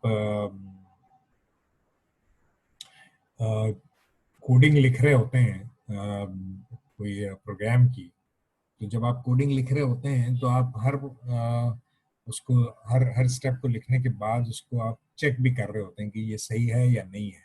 क्योंकि आप पूरा प्रोग्राम अगर आप जैसे 4 पेज का प्रोग्राम लिखें और उसके बाद अगर आप उसे चेक करने जाएंगे तो आपके लिए बहुत मुश्किल होगा उसमें फॉल्ट को डिटेक्ट करना कि कहाँ पर गलती हुई है। इसीलिए आप क्या कर रहे होते हैं कि कोडिंग के साथ साथ उसको टेस्ट भी करते जाते हैं साथ साथ। तो ये बेसिकली कहलाता है फिनिश टू फिनिश। तो एक चीज फिनिश हो रही है और कोडिंग भी जो है उसके साथ साथ आप उसको कंप्लीट कर रहे होते हैं। तो अब ये बहुत सारी चीजें अगर इस वक्त इस स्टेज पे नहीं भी समझ में आ रही है, वो इतना बड़ा इशू नहीं है। थोड़ा सा आप इसको किताब में पढ़ें, थोड़े से एग्जांपल्स को एक आध देखेंगे, you'll be able to understand what exactly do I mean by that। इसके बाद लास्ट है start to finish. Start to finish का मतलब ये है कि इसमें ये एक्टिविटी खत्म होगी तो ये स्टार्ट होगी। तो इसकी मिसाल जो है उसने दी है, employee of previous shift can leave only when another employee reports. तो मुझे नहीं पता आप लोगों में से किसी ने अगर इस तरह शिफ्टों में काम किया हो, जैसे कॉल सेंटर अगर हो तो, या जैसे मेरी जो पहली जॉब थी के इलेक्ट्रिक में, वो कंट्रोल रूम में होती थी और वो 24/7 शिफ्ट चलती थी उसमें। तो होता ये था कि हम लोग उस वक्त तक अपनी सीट छोड़ के नहीं जा सकते थे जब तक कि जो मुझे रिलीव करने वाला है मैं उसका हमें वेट करना होता था। अगर वो किसी वजह से डिले लेट भी हो तो जब तक वो आता नहीं है तब तक मैं जा नहीं सकता। इसका क्या मतलब हुआ? इसका मतलब ये हुआ कि मेरी छुट्टी उस वक्त स्टार्ट होगी या मेरी छुट्टी उस वक्त खत्म हो, मतलब मेरी शिफ्ट उस वक्त खत्म होगी जब दूसरा जो जो मुझे रिलीज कर रहा है वो आ नहीं जाता। उस वक्त तक मैं अपनी सीट नहीं छोड़ सकता। क्यों? इसलिए कि बड़ा क्रूशल होता है। सपोज करें कि जी मैंने कहा कि मैं इंतजार नहीं करता और मैं अपनी शिफ्ट, मेरा टाइम खत्म हो गया, अब मैं जा रहा हूँ, और मेरे जाने मैं चला गया और दूसरा भी उसने आके रिपोर्ट नहीं किया, तो मैंने कहा कि जब वो आएगा तो खुद ही चीज़ों को पिक कर लेगा, और इस दौरान में अगर फॉल्ट आ जाता है तो who is going to deal with that fault. तो जो इस तरह के जो कंट्रोल्स ऑपरेशंस होते हैं वहाँ पर ये बड़ी क्रूशल चीज़ होती है जिसको आपने अंडरस्टैंड करना होता है। हो सकता है कि अभी आपको ये बात इतनी क्लियर समझ में ना आए। चलें, तो अगर आपने ये काम किया हुआ इसका मतलब ये कि you are in a better position to understand कि इस तरह के काम क्यों, मतलब इसमें ये ज़रूरी होता है। तो ये आपको पता चल गया कि किस 4 तरह की डिपेंडेंसीज होती हैं और कौन सी डिपेंडेंसी किसके साथ किस तरह से लिंक होती है। ये इसके बारे में आपको एक बड़ा वेग सा आइडिया हो गया है। इस वक्त अगर वेग भी है, पूरा थॉरली आप अंडरस्टैंड नहीं भी कर सके, कोई फर्क नहीं पड़ता है। लेकिन आपको ये पता चल जाए, अगर ये पता चल गया है कि इस तरह की 4 डिपेंडेंसीज होती हैं, तो दिस इज फेयरली गुड। इसलिए कि इसी के ऊपर सारी आपकी जो है वो दारोमदार होगा आगे की जो प्रैक्टिकल लाइफ में। आपको ये पता होना चाहिए कि किस तरह से चीज़ें लेके चलनी है। सो अगर पूरी बात क्लियर नहीं भी है, डजेंट मैटर, आपने सिर्फ ये याद रखना है कि 4 तरह की डिपेंडेंसीज होती हैं। इसके बाद कहता है जी ये है सैंपल ट्रैकिंग गैंट चार्ट। तो हमने पहले जो बनाया था वो गैंट चार्ट था, अब उसकी ट्रैकिंग बता रहा है। यहाँ पर ट्रैकिंग का मतलब क्या है? ट्रैकिंग का मतलब ये है कि वो वाला जो पहला जो चार्ट बनाया था वो था बेसिकली आपका प्लानिंग स्टेज में, कि आपने प्लान किया था कि ये इस तरह से मेरी टास्क डिपेंडेंसीज को सामने रखते हुए मैंने पूरा प्रोजेक्ट का जो शेड्यूल था उसको मैंने प्लान कर लिया। लेकिन जब मैं एग्जीक्यूशन में जाऊंगा तो मैं फिर दोबारा उसको चेक करूंगा कि अब मैं प्रैक्टिकली उसमें एंट्रीज करना शुरू करूंगा। उसी गैंट चार्ट में मैं एंट्रीज करना शुरू करूंगा कि मेरी एक प्लान्ड शेड्यूल ये था, जब मैं उसको इम्प्लीमेंट कर रहा हूँ तो उसमें डिलेज आ रहे हैं। अब वो delays could be for an number of reasons, मतलब किसी भी वजह से वो डिले आ रहे हैं, तो उन डिलेज को भी लेकिन आपने डॉक्यूमेंट करना होता है। तो जब आप उन डिलेज को डॉक्यूमेंट करेंगे तो आपको अंदाजा होगा कि वो जो डिलेज आए हैं किस वजह से हुए हैं। अच्छा, उन डिलेज को अगर आप यहाँ पर चेक करेंगे तो यहाँ पर आपको पता चलेगा कि ये वो जो डिलेज हैं वो आपको इस तरह ब्लैक में नजर आ रहे हैं। यहाँ पर नीचे ये ऊपर वाली जो रेक्टेंगल नजर आ रहा है या ट्रैक नजर आ रहा है, ये आपका प्लान ट्रैक था। आपने प्लान किया था कि ये एक्टिविटी जो है 1.2 यहाँ से लेके यहाँ तक में ख़त्म हो जाएगी। लेकिन जब आपने उसको इम्प्लीमेंट किया तो पता चला वो 1.2 के बजाय ये यहाँ पर जाके ख़त्म हो गई है। मतलब ये यूँ समझें कि अगर इसको मैं अगर 15 समझूं तो ये 18 पे जाके ख़त्म हो रहा है। इसका मतलब ये कि देयर इज अ डिले। यहाँ पर ये जाके 100% कंप्लीट हो रही है, यहाँ पर 100% कंप्लीट हो रही है। तो इसको एक्चुअली तो यहाँ पर 100% होना चाहिए था, लेकिन ये डिले यहाँ पर जो आया, अब ये जब इतना डिले आया तो इतना ही डिले अगली एक्टिविटी में आएगा कि ये इसको शुरू यहाँ होना था लेकिन अब शुरू यहाँ पर हो रही है, तो देयर इज अ डिले। अब ये जो डिले है इसकी वजह से आपका जो ये माइलस्टोन है, एक्चुअली माइलस्टोन आपका यहाँ पर सेट था, लेकिन अब इस डिले की वजह से ये यहाँ से यहाँ तक लेकर यहाँ से यहाँ तक ये डिले आया, तो अब आपका वो जो माइलस्टोन है वो यहाँ पर अचीव हुआ। तो इस तरह से ये आपका ट्रैकिंग पता चलती है कि आपका प्लान्ड वैल्यूज क्या थी और डिलेड वैल्यूज क्या थी। तो ये आपका स्लिप्ड माइलस्टोन कहलाता है कि यहाँ पर इसको टोटल प्रोजेक्ट को यहाँ पर कंप्लीट होना था, सॉरी यहाँ पर, और जो एक्चुअली हुआ वो यहाँ पर हुआ। तो ये आपका जो माइलस्टोन है ये आगे से रख गया। आगे से रखने का मतलब ये कि आपका पूरा ओवरऑल जो प्रोजेक्ट है वो डिले आया। हम ये जो सारा पूरा जो चैप्टर पढ़ रहे हैं ये शेड्यूल मैनेजमेंट पढ़ रहे हैं। तो शेड्यूल मैनेजमेंट में यही सारी चीजें हमने देखनी होती हैं और करनी होती हैं। जो क्रिटिकल पाथ मैंने बताया था कैलकुलेट करना, वो मैंने इसलिए इसको इस स्लाइड को बाद में रखा कि पहले मैं आपको वैसे ही बता दूं कि करते इसको कैलकुलेट करते कैसे हैं, और अब आपको वही चीज आपको अब नजर आएगी कि ये देखें कि ये पाथ 1 है आपका, जो मैंने बताया भी था कि ADHJ ADHJ आपका पाथ 1 आया। इसका जो टोटल ड्यूरेशन था वो 1, 4, 6 एंड 3, तो ये 14 डेज का ड्यूरेशन आ गया। इसी तरह पाथ 2 आपने डिफाइन किया, उसका ड्यूरेशन लिखा, उसको टोटल कर दिया। इसी तरह पाथ 3 उसका टोटल ड्यूरेशन, पाथ 4 और उसका टोटल ड्यूरेशन। ये आपका लॉन्गेस्ट पाथ है 16 डेज का। This is the longest path, यहाँ से लेके यूं चलेगा। ये 16 डेज जो है ये आपका क्रिटिकल पाथ कहलाएगा। और ये दोनों जो पाथ हैं 14 डेज वाले, ये नियर क्रिटिकल पाथ कहलाएंगे। अच्छा, अब इसमें एक चीज यहाँ पर एक और आती है। वो चीज ये आती है कि अगर सपोज करें कि ये एक्टिविटी और ये सारी एक्टिविटीज बिल्कुल अपने अपने टाइम पर कंप्लीट होती है, तो आपका जो टोटल प्रोजेक्ट है वो 16 दिन में कंप्लीट हो जाएगा। लेकिन इसका मतलब ये हुआ कि आप इस पाथ में और इस पाथ में और इस पाथ में क्रिटिकल पाथ को छोड़ के इन तीनों पाथ में आपको पॉसिबल है कि आपका प्रोजेक्ट अगर एक आध दिन डिले भी होता है तो आपका ओवरऑल प्रोजेक्ट जो है वो डिले नहीं होगा। इसका क्या मतलब हुआ? इसका ये मतलब हुआ कि अगर आप सपोज करें कि इस पाथ में जो एक्टिविटीज आ रही हैं और अगर वो एक्टिविटी क्रिटिकल पाथ में नहीं है, मसलन इसमें एक्टिविटी 4 जो है वो क्रिटिकल पाथ में नहीं है, इसी तरह एक्टिविटी 1 जो है वो भी क्रिटिकल पाथ में नहीं है, इसका मतलब यह है कि आपको एक्टिविटी 1 और 4 में आपको 2 दिन का मार्जिन मिल रहा है। 2 दिन का मार्जिन मिलने का मतलब ये है कि अगर आप 2 दिन इस इन दोनों एक्टिविटीज को 2 दिन डिले भी करेंगे तो भी आपका प्रोजेक्ट जो है 16 डेज में कंप्लीट हो जाए। Is that clear?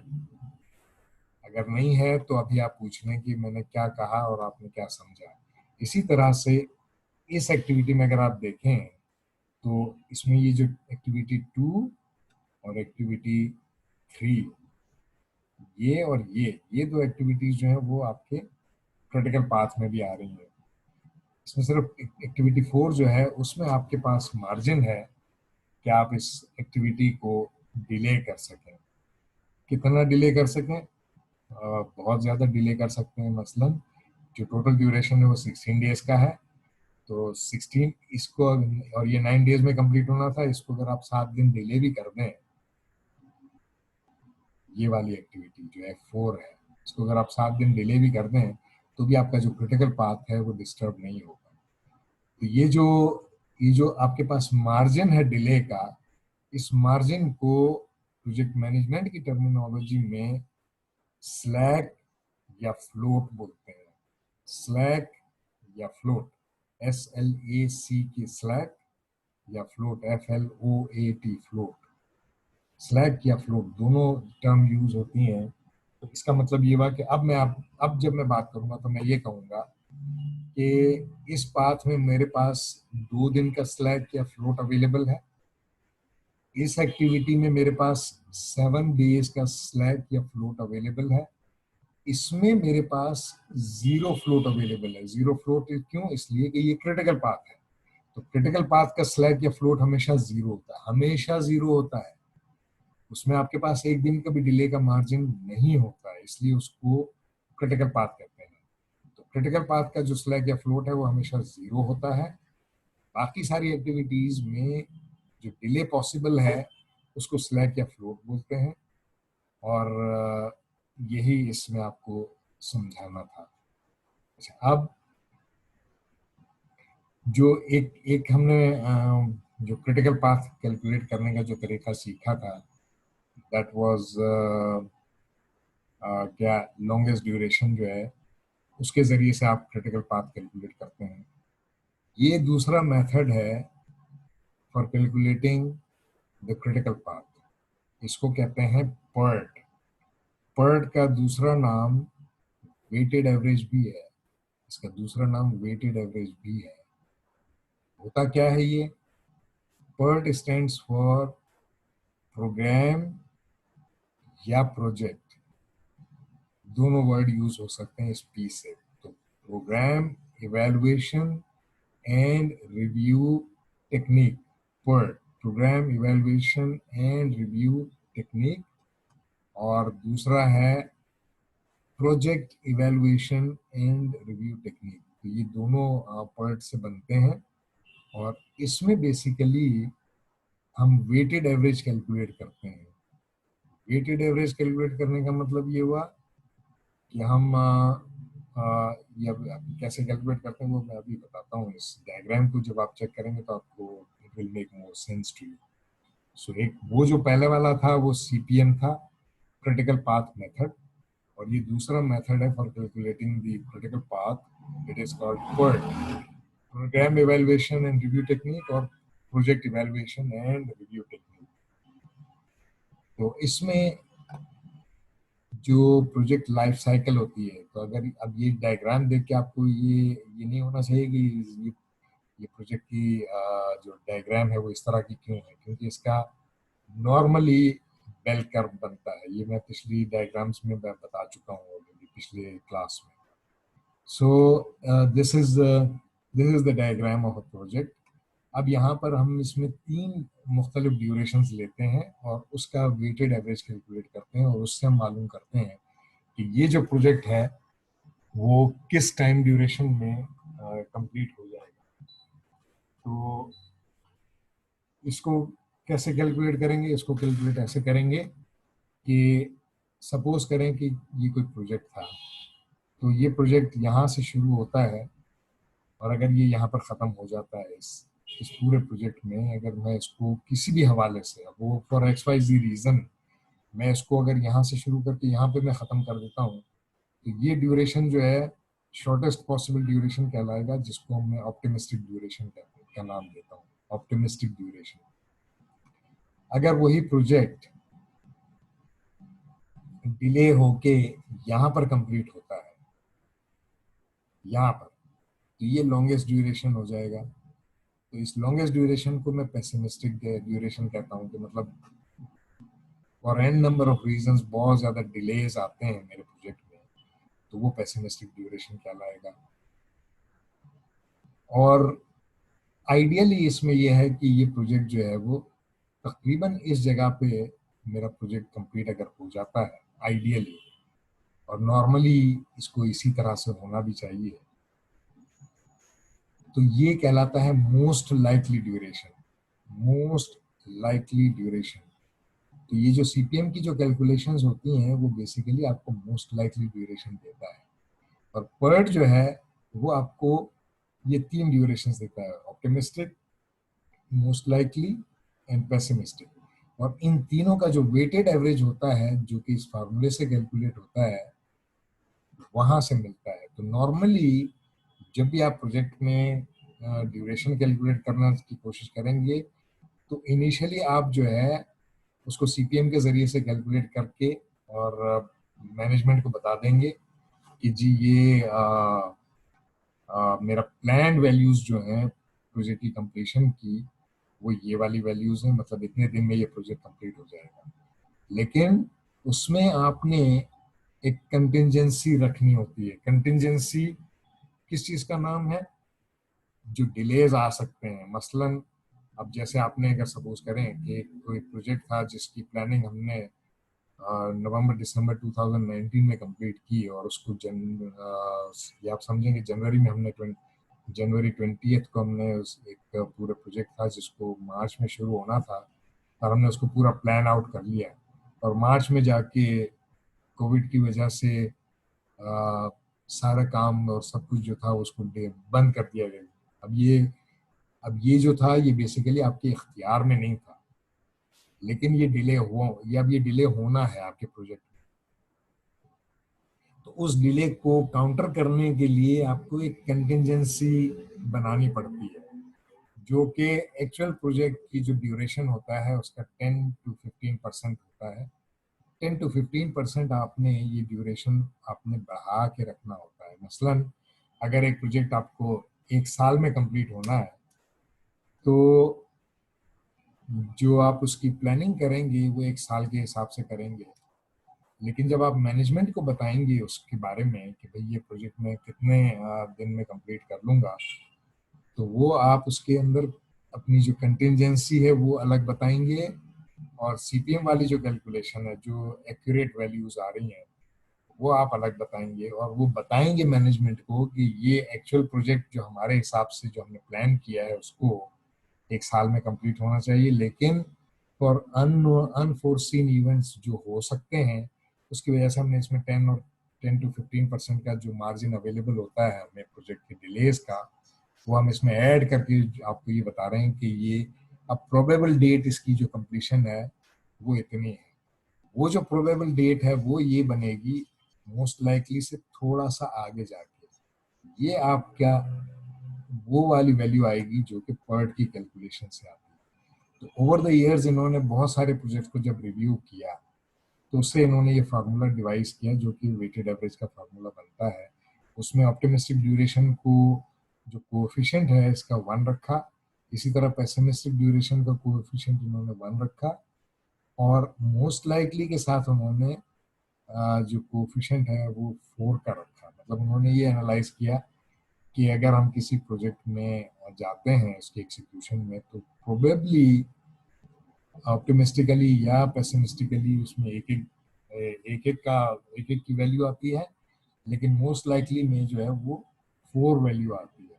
तो जब हम इनको सबको ऐड करेंगे तो ये इसके साथ 1 + 4 और +1, तो ये टोटल 6 बन जाता है। तो इसलिए इसको 6 से डिवाइड किया, इसीलिए इसको वेटेड एवरेज कहा गया है कि इन सब का जो वेटेज था वो हमने ऊपर रखा और उसको जो टोटल वेट था उससे डिवाइड कर दिया, तो हमें पर ड्यूरेशन मिल जाएगी। तो पर ड्यूरेशन जो मोस्ट लाइकली से थोड़ा सा आगे का ड्यूरेशन होगा।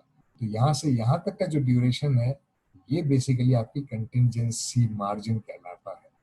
कि मतलब आप आपकी आइडियल कोशिश ये होनी चाहिए कि प्रोजेक्ट जो है वो यहाँ पर कंप्लीट हो जाए, लेकिन फॉर XYZ रीजन अगर कोई वो डिले आता है तो it should not exceed in any case from this point.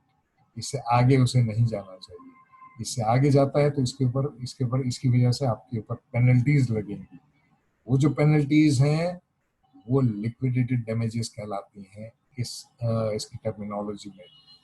ये हम प्रोबेबली इंशाल्लाह होपफुली फ्राइडे के दिन हम इसको पढ़ेंगे कि व्हाट इज, क्योंकि मैं फ्राइडे को डिस्कस करूंगा प्रोक्योरमेंट मैनेजमेंट के बारे में।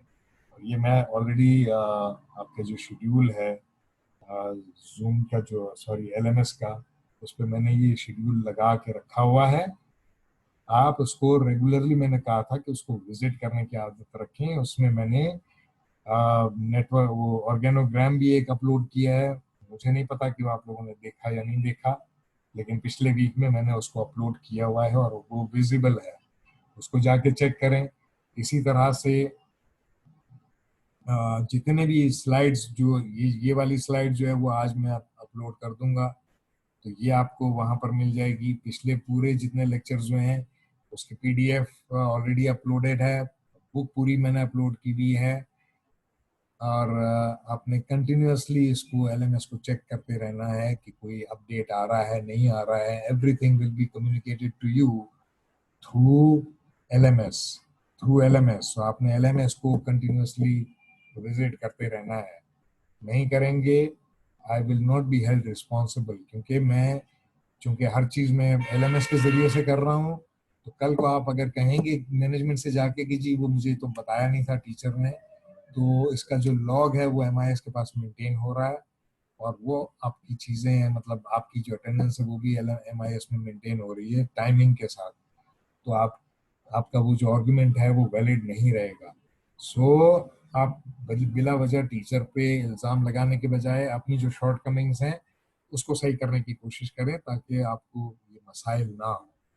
यहाँ पर हम आपको सिखाने के लिए आए हैं, आपको नीचा दिखाने या आपको मुसीबत में डालने के लिए नहीं आए हैं, और हम उसके लिए पूरी कोशिश कर रहे हैं। अब आपके एंड पे भी इसके हवाले से चीज़ें आनी चाहिए। अब मैं आपको बता रहा हूँ कि जो डिलेज आते हैं उसको हम कवर कैसे करते हैं, किस तरह से हम उसको ओवरकम कर सकते हैं। तो उसके लिए आपके पास दो टेक्निक्स हैं, एक कहलाता है क्रैशिंग और एक कहलाता है फास्ट ट्रैकिंग। क्रैशिंग और फास्ट ट्रैकिंग क्या है वो अब हम इसमें इन तीनों डायग्राम्स में आपको पूरा कॉन्सेप्ट क्लियर हो जाएगा। नहीं हो तो you can ask me the question. Concept क्या है? कॉन्सेप्ट ये है कि ये जो सबसे ऊपर वाली डायग्राम है ये आपका ओरिजिनल स्केड्यूल है, ये ओरिजिनल शेड्यूल है जो कि आपको गैंट चार्ट के जरिए से कंप्यूटर ने बनाकर दे दिया। क्योंकि आपने इसमें जो ड्यूरेशंस डाले थे, उसकी डेट आपने डाली, और उसकी जो प्रेसिडेंस थी, जो आपकी डिपेंडेंसीज थी, वो आपने डिफाइन कर दी इसके अंदर। वो डिपेंडेंसीज और ड्यूरेशन जब आपका डिफाइन हो गया तो ये आपको गैंट चार्ट बनाकर उसने दे दिया, ये एमएस प्रोजेक्ट ने दिया आपको। जब आप उसको प्रॉपरली एग्जीक्यूट करने पर आए तो पता चला कि या मतलब ये कि जैसे इसको एक्चुअली कंप्लीट होना था यहाँ पर, लेकिन किसी वजह से आपका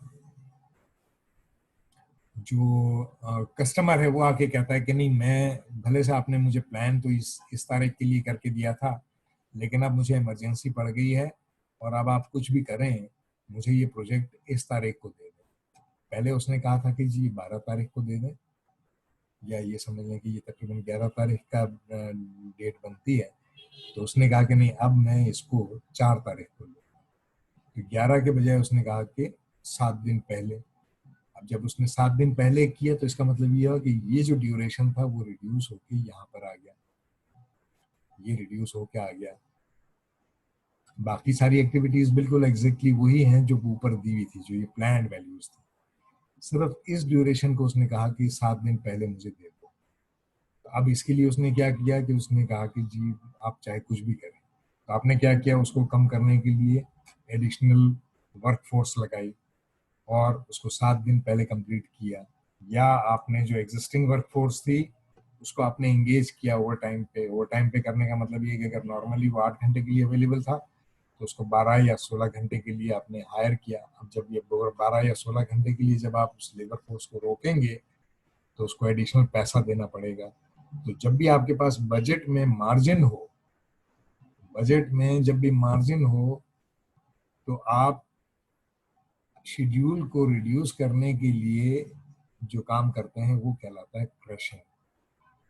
तो क्रैशिंग में हमेशा आपकी जो कॉस्ट है वो बढ़ेगी, कॉस्ट हमेशा बढ़ती है क्रैशिंग में। तो अगर आपके पास मार्जिन हो तो क्रैशिंग करेंगे, और अगर मार्जिन नहीं होगा तो आप फास्ट ट्रैकिंग करेंगे। फास्ट ट्रैकिंग में क्या करना होता है वो अब हम इस डायग्राम से समझेंगे। इस डायग्राम में आप देखें कि यहाँ पर उसने क्या किया, short and duration through crashing. ये हमने क्रैशिंग के जरिए से इसको पीछे लेकर गए ड्यूरेशन को। यहाँ पर उसने कहा कि नहीं, आपने मैं आपको अब आपने खुद एनालाइज किया कि जी मेरे पास बजट में पैसा नहीं है कि मैं एडिशनल वर्क फोर्स लगा के और या मतलब वर्कर्स को मैं वो टाइम पे रख के और मैं प्रोजेक्ट को टाइम पे कंप्लीट करके दूं जो जो टाइम जो कस्टमर ने मांगा है उस पर। तो हमने एक दूसरा अल्टरनेट मेथड निकाला। उसमें ये देखा कि अगर मैं ये देखता हूँ कि ये एक्टिविटी कम एक्सिक्यूट करते हुए मेरे पास अगर कुछ वर्कफोर्स जो है वो मेरे पास फारिग बैठी हुई थी जो कि यूज होनी थी इस एक्टिविटी ड्यूरेशन में, तो मैंने उस वर्कफोर्स को बजाय इसके कि यहाँ पर मैं शुरू करता इस काम को, मैं इस काम को पीछे ले गया। उस वर्कफोर्स को मैंने कहा कि यहाँ से काम शुरू कर दो, बजाय इसके कि मैं इसका इंतजार करूँ। यहाँ से यहाँ तक में मेरे पास मार्जिन था, मतलब अब ये डिपेंडेंसीज चेक करनी पड़ेंगी कि क्या मेरी डिपेंडेंसी इस नेचर की है कि जब तक ये ये एक्टिविटी कंप्लीट नहीं होती तब तक मैं ये शुरू नहीं कर सकता, या ऐसी एक्टिविटी है कि ये चलते हुए भी मैं इसको, इस एक्टिविटी को मैं शुरू कर सकता हूँ। तो मैं ऐसी एक्टिविटी को अगर मैं यहाँ शुरू कर सकता हूँ तो मैं इसको पैरेलल, इन दोनों एक्टिविटीज को मैं पैरेलल चलाऊंगा। जब मैं पैरेलल चलाऊंगा तो ये ड्यूरेशन रिड्यूस हो जाएगा और मेरी कॉस्ट भी जो है वो नहीं बढ़ेगी। तो ऐसी इस टेक्निक को फास्ट ट्रैकिंग कहते हैं। ये क्रैशिंग कहलाता है, ये फास्ट ट्रैकिंग कहलाता है। This is crashing. क्रैशिंग में हमेशा कॉस्ट इंक्रीज होती है। फास्ट ट्रैकिंग में एक्टिविटीज को पैरेलल चलाते हैं और आपकी जो कॉस्ट है वो इंक्रीज नहीं होती है। इसमें कॉस्ट इंक्रीज होती है, इसमें कॉस्ट इंक्रीज नहीं होती है। इसमें आप एक्टिविटीज को पैरेलल चलाते हैं प्रीवियस एक्टिविटी के साथ। इसमें आप पैरेलल नहीं चलाते बल्कि वर्क फोर्स को बढ़ा के और ओवर टाइम पे या पैसा लगा के रिसोर्सेज को यूज करते हैं to reduce the duration. So this is how you can achieve your project. फिर एक है मल्टीटास्किंग, और मल्टीटास्किंग में ये बेसिकली कोई बहुत ज़्यादा एक तरह से यूँ समझ लें कि ये इस एक्सरसाइज से आप ड्यूरेशन को आगे पीछे नहीं कर रहे हैं, बल्कि बेसिकली आप इससे जो एक्टिविटीज़ हैं उसको बाइफरकेट कर रहे हैं या ट्राइफरकेट कर रहे हैं। और वो आप देखें कि ये टास्क 1 था जिसका ड्यूरेशन 10 दिन का था, ये टास्क 2 था जिसका ड्यूरेशन फिर 10 दिन का था, और ये टास्क 3 था इसका भी ड्यूरेशन 10 दिन का था। तो यहाँ से यहाँ तक में आप 10 दिन के बाद पहुँचते हैं, यहाँ से यहाँ तक में आप 20 दिन के बाद पहुँचते हैं, और यहाँ पर आप 30 दिन में ये आपका विदाउट मल्टीटास्किंग आपका पूरा प्रोजेक्ट जो है वो कंप्लीट हो। अब आप उसी चीज़ को विद मल्टीटास्किंग देख रहे हैं। तो अब इसमें आप देखें कि आपकी जो एक्टिविटीज़ हैं वो तो उसी तरह से कंप्लीट हो रही हैं। इसमें भी अगर आप total number of days count करेंगे तो 30 डेज ही बन रहा है, जो कि 30 डेज यहाँ भी बन रहा था। लेकिन इसमें क्या हुआ कि एक्टिविटी 1 और 2 को आपने 5-5 दिन ब्रेक कर लिया, 3 और 1 को भी इसी तरह 5-5 ब्रेक कर लिया, और इसी तरह 2 और 3 को भी 5-5 में ब्रेक कर लिया। ये ब्रेक क्यों करते हैं? 2 रीजंस पॉसिबल है। एक रीजन ये हो सकता है कि जी जो जो जो वर्कफोर्स यहाँ पर काम कर रही थी उसकी ज़रूरत हो सकता है कि आपको यहाँ पर जो भी टास्क 2 की जो वर्कफोर्स है वो यहाँ पर भी उसमें काम करना था, जो यहाँ पर भी जिसकी ज़रूरत थी। तो बजाय इसके कि आप 10 डेज एट ए स्ट्रेच आप उसको यूज़ करें, आपने उसको ब्रेकअप करके। और फिर दूसरा एक रीज़न इसका ये होता है कि एक ही काम को बार बार अगर कोई बंदा कर रहा हो तो उसके अंदर एक फटीग लेवल आ जाता है। आप भी अगर एक ही सब्जेक्ट बार बार पढ़ें तो आपको बोरियत महसूस होती है, तो आप उसके लिए फिर आपको डिस्ट्रैक्शन चाहिए होता है। तो उस तरह से जो मोनोटनी होती है, मोनोटोनस मतलब एक ही काम को करते करते आपके अंदर जो मोनोटनी होती है उसको ब्रेक करने के लिए मल्टीटास्किंग भी की जाती है, ताकि जो आपकी वर्क फोर्स है उसका मोरल हाई रहे और वो प्रोजेक्ट पे अपनी पूरी जान मार के काम करे, क्योंकि आपको अल्टीमेटली प्रोजेक्ट को टाइम पे कंप्लीट करके उसे देना होता है। इसलिए आपको मल्टीटास्किंग की जरूरत पड़ती है। अब हम कुछ एक्सरसाइजेस करेंगे। अब आपको मैं फिर बता दूं कि हमने यहाँ पर 2 चीज़ें सीख ली हैं। मसलन एक तो आपको ये नेटवर्क डायग्राम और उसमें CPM, PERT, activity on arrow, activity on node, ADM, PDM, ये अब सारी, और कंटिंजेंसी, ठीक है। उसके बाद आपका टास्क डिपेंडेंसीज, और आपका ये मैं अभी अजान आ रही है बैकग्राउंड में तो ज़रा सा मैं इंतज़ार कर रहा हूँ। इस दौरान में अगर आप इसको रिव्यू कर लें और अगर कोई सवाल है तो आप इस दौरान में या तो मुझे इस पर लिख के भेज दें, तो फिर मैं उसको एक्सप्लेन करता हूँ। 2-3 मिनट हम वेट कर लेते हैं अजान की वजह से।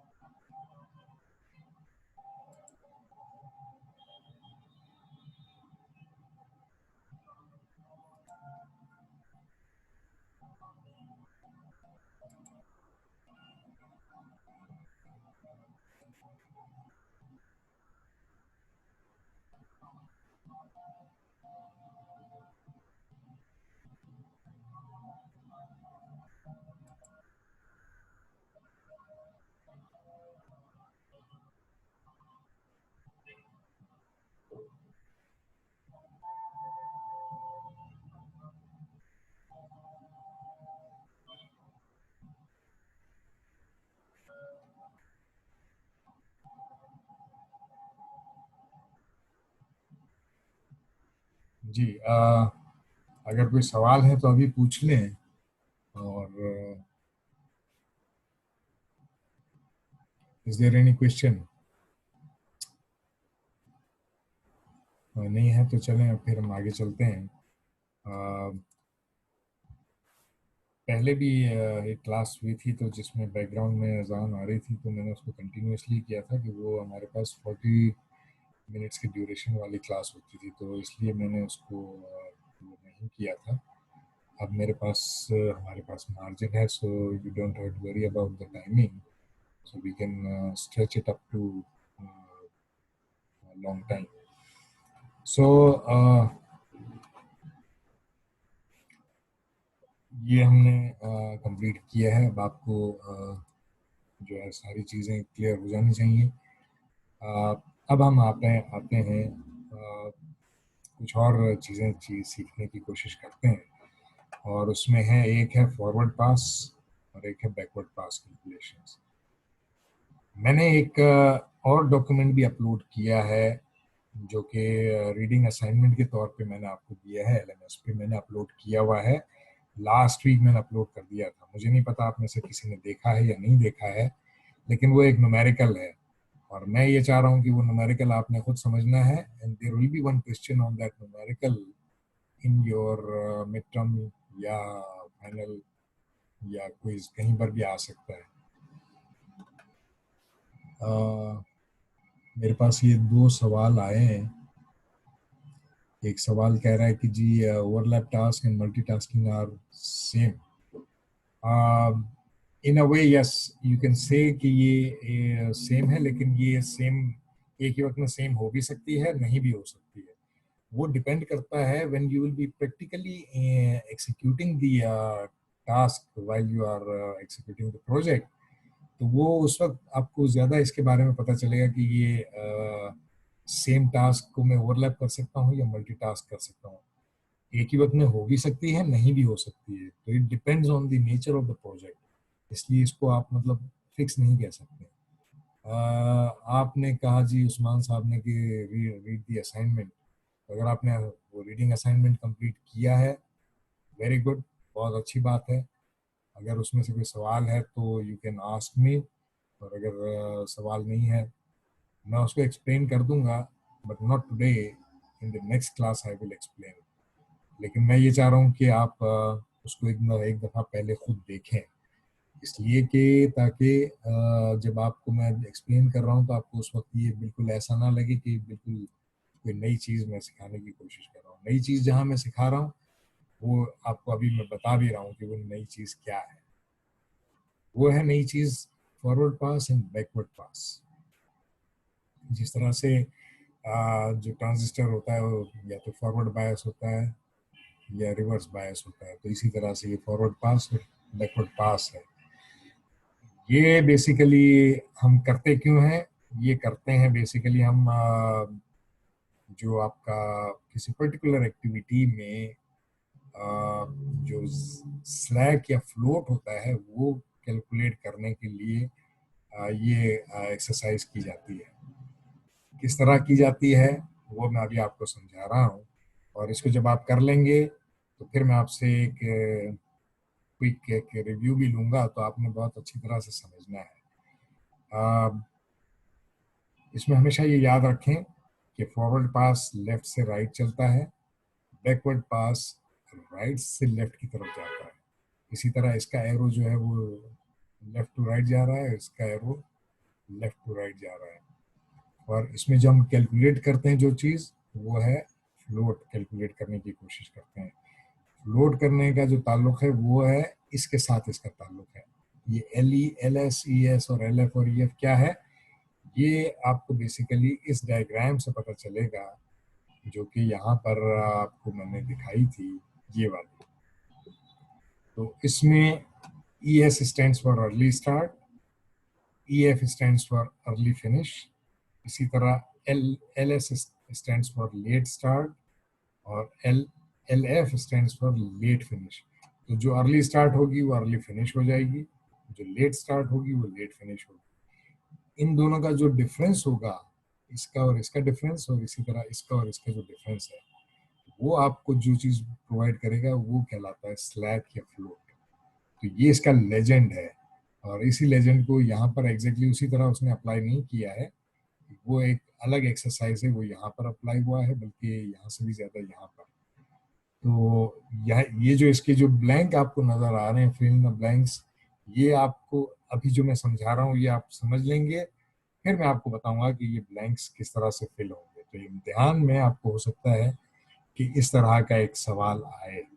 सो आपको आना चाहिए कि ये किस तरह से सॉल्व होगा, और अगर नहीं आता है तो फिर रियली सॉरी कि आप प्रॉब्लम आ सकती है। तो आपने इसको बहुत थॉरोली समझना है। There will be one question related to this exercise. So ये शेड्यूलिंग को मैं इसलिए ज़्यादा टाइम भी दे रहा हूँ क्योंकि ये ट्रिपल कंस्ट्रेंट्स में है। तो ट्रिपल कंस्ट्रेंट्स में आपका एक स्कोप होता है, शेड्यूल और कॉस्ट। तो ये तीन चीज़ें जो है ट्रिपल कंस्ट्रेंट्स में होती हैं, तो इसलिए इसमें से सवाल ज़्यादा पूछे जाएंगे आपसे इम्तिहान में। और उसका एक और रीज़न ये भी है कि इसमें चूंकि न्यूमेरिकल होते हैं, तो आप लोग चूंकि अपने ऊपर खामखाई आप लोगों ने एक चीज़ ऊपर चढ़ाई हुई है कि जी हम तो इंजीनियर हैं, तो हमने तो मैनेजमेंट क्यों पढ़ाते हैं। तो इसी वजह से जो न्यूमेरिकल क्वेश्चंस होते हैं वो आप ज़्यादा अच्छी तरह कर सकते हो थ्योरी के मुकाबले में। तो आपको नंबर कम ना हो इसलिए आपको न्यूमेरिकल क्वेश्चंस का वेटेज ज़रा ज़्यादा रखा जाएगा। सो बट इसके लिए आपको थोड़ा सी जान ज़रूर मारनी पड़ेगी, सिंपल नहीं होगा। सो अब हम देखते हैं कि इसको कैसे सॉल्व करना है। ये मैंने कल रात ही ये डायग्राम मैंने डाली है, लेकिन मैं देख रहा हूँ कि मुझे शायद लग रहा है कि शायद कहीं पर कोई इसमें गड़बड़ ना हो। तो हम देखते हैं कि क्या चीज़ है इसमें, तो उससे आपको अंदाज़ा हो जाएगा कि, लेकिन ये डायग्राम वैसे बेसिकली है अच्छी। इसकी वजह ये है कि जब भी आपको, ये मैं पहले भी एक बात ये बात बता चुका हूँ, ये मैं दोबारा रिपीट कर रहा हूँ इसलिए आप इसको ज़रा गौर से सुने और समझें। वो ये थी कि जब भी आप किसी भी एक्टिविटी या एक्सरसाइज मतलब जो कोई भी टास्क होगी उसमें एक या एक से ज्यादा एक्टिविटीज मर्ज हो रही हो या वहां से निकल रही हो, तो वहां पे इश्यूज या प्रॉब्लम्स आते हैं। तो वो आपको अब यहाँ पे नजर भी आएगा कि वहां पे वाकई इश्यूज और प्रॉब्लम्स होती हैं, और वहां से फिर आपको स्लैक या फ्लोट जो कैलकुलेशन होती है उसमें आपको प्रॉब्लम्स आ सकती हैं। तो ये वाली जो एक्सरसाइज है चूंकि ये सॉल्व है, ये मैं चाहूंगा कि आप खुद इसको सॉल्व करें, अभी नहीं। मैं आपको पहले एक और एक्सरसाइज करवाता हूँ और फिर आपको देखते हैं कि किस तरह से ये होता है। ये मैं इसको इसलिए भी टच नहीं कर रहा हूँ कि इसमें मुझे ज़रा ये जो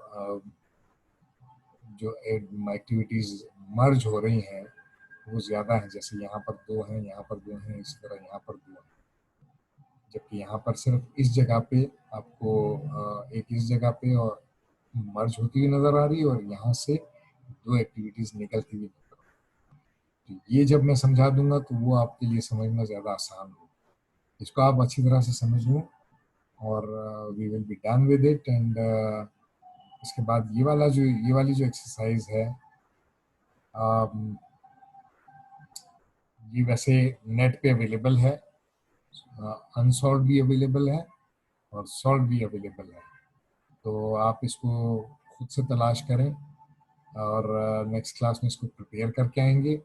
नहीं भी करेंगे तो डजेंट मैटर, हम यहाँ पर प्रैक्टिकली इसको यहाँ पर सॉल्व करेंगे। सो इसको लेकिन मेरी आपसे रिक्वेस्ट यही है कि आप इसको करके आएँ, ताकि जब आप हम कर रहे हों तो आपके जहन में अगर कोई क्वेश्चंस या एम्बिग्विटीज हों तो you are in a better position to solve them. अब हम लेके चलते हैं इसमें फॉरवर्ड पास। तो फॉरवर्ड पास जैसा कि बताया था कि ये लेफ्ट टू राइट जाता है, तो लेफ्ट टू राइट हम चलते हैं। ये उसने बता दिया है कि जी ये जो एक्टिविटी है इसका ड्यूरेशन है 5 दिन का। तो 5 दिन का ड्यूरेशन है का मतलब ये हुआ कि जीरो से हम शुरू करेंगे, क्योंकि जब पहली एक मतलब एक्टिविटी जब चूंकि हम शुरू कर रहे हैं तो इसका जो अर्ली स्टार्ट है वो जीरो ही होगा। तो जब वो जीरो होगा तो उसमें 5 दिन जब हम ऐड करेंगे तो जीरो में ये 5 दिन ऐड किया तो आपका अर्ली फिनिश जो है वो 5 दिन का आ गया। ठीक है, अब ये 5 आया, इसका मतलब ये है कि ये एक्टिविटी और ये एक्टिविटी, ये दोनों एक्टिविटीज डिपेंडेंट हैं इसके ऊपर डिपेंडेंट होने की वजह से ये एक्टिविटी 5 दिन बाद जो प्रोजेक्ट शुरू हुआ है उसके 5 दिन बाद ये शुरू होगी और ये भी उसी तरह 5 दिन बाद शुरू होगी। तो इसीलिए यहाँ पर अर्ली स्टार्ट और यहाँ का जो अर्ली स्टार्ट है ये दोनों 5-5 दिया हुआ है। अच्छा, ये एक्टिविटी 7 दिन की है, इसका ड्यूरेशन जो है वो 7 दिन का दिया हुआ है और इसका ड्यूरेशन जो है वो 4 दिन का दिया हुआ है। ठीक है, तो इसको जब हम ऐड करेंगे तो 7 में 5 ऐड करेंगे तो ये 12 आ जाएगा। इसी तरह ये 5 में 4 ऐड करेंगे तो ये 9 आ जाएगा। तो इसका अर्ली फिनिश 12 है, इसका अर्ली फिनिश 9 है। ठीक है, अब इसके बाद ये एक्टिविटी डिपेंडेंट है इस एक्टिविटी के ऊपर, तो चूंकि ये 12 दिन के बाद कंप्लीट हो रही है तो ये 12वें दिन पे शुरू होगी। तो ये इसका अर्ली स्टार्ट जो है 12 दिन शुरू हुआ और ये 10 दिन की एक्टिविटी थी तो ये 10 इसमें ऐड किया तो ये 22 डेज आ गया। Is that clear? अगर नहीं हो रहा है यहाँ तक तो मुझे बताएं ताकि मुझे पता चले तो मैं आगे चलूँ। अगर नहीं हुआ है तो मैं अभी एक्सप्लेन कर देता हूँ, अगर है तो फिर मैं आगे चलता हूँ। इसी तरह से यहाँ चूंकि ये 9 आया था तो ये एक्टिविटी और ये एक्टिविटी ये दोनों चूंकि इसके ऊपर डिपेंडेंट है तो ये दोनों, इसका जो अर्ली स्टार्ट था ये भी 9 है, ये भी 9 है।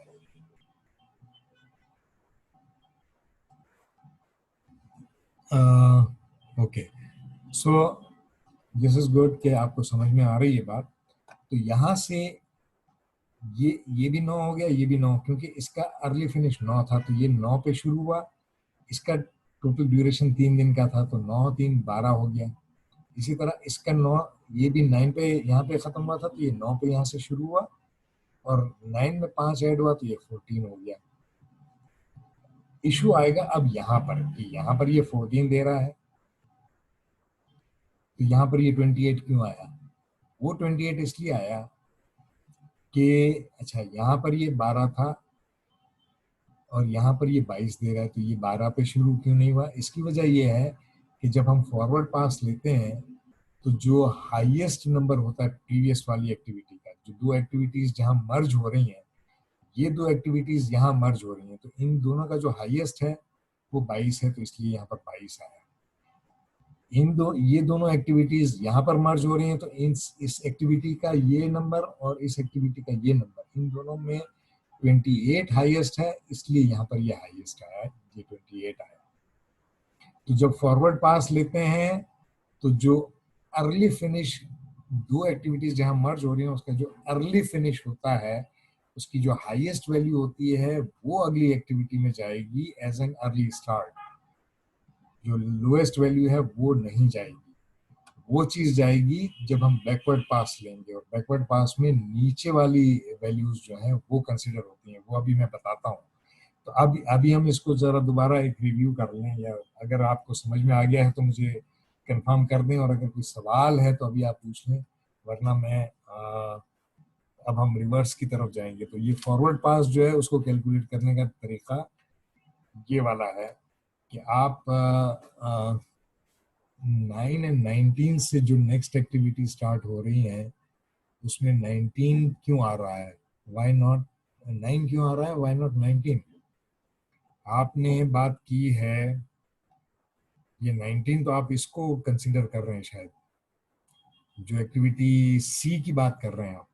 नुमान से मैं पूछ रहा हूँ, यस या नो लिख कर बता दें ताकि मुझे पता चले। असद को तो समझ में आ गया।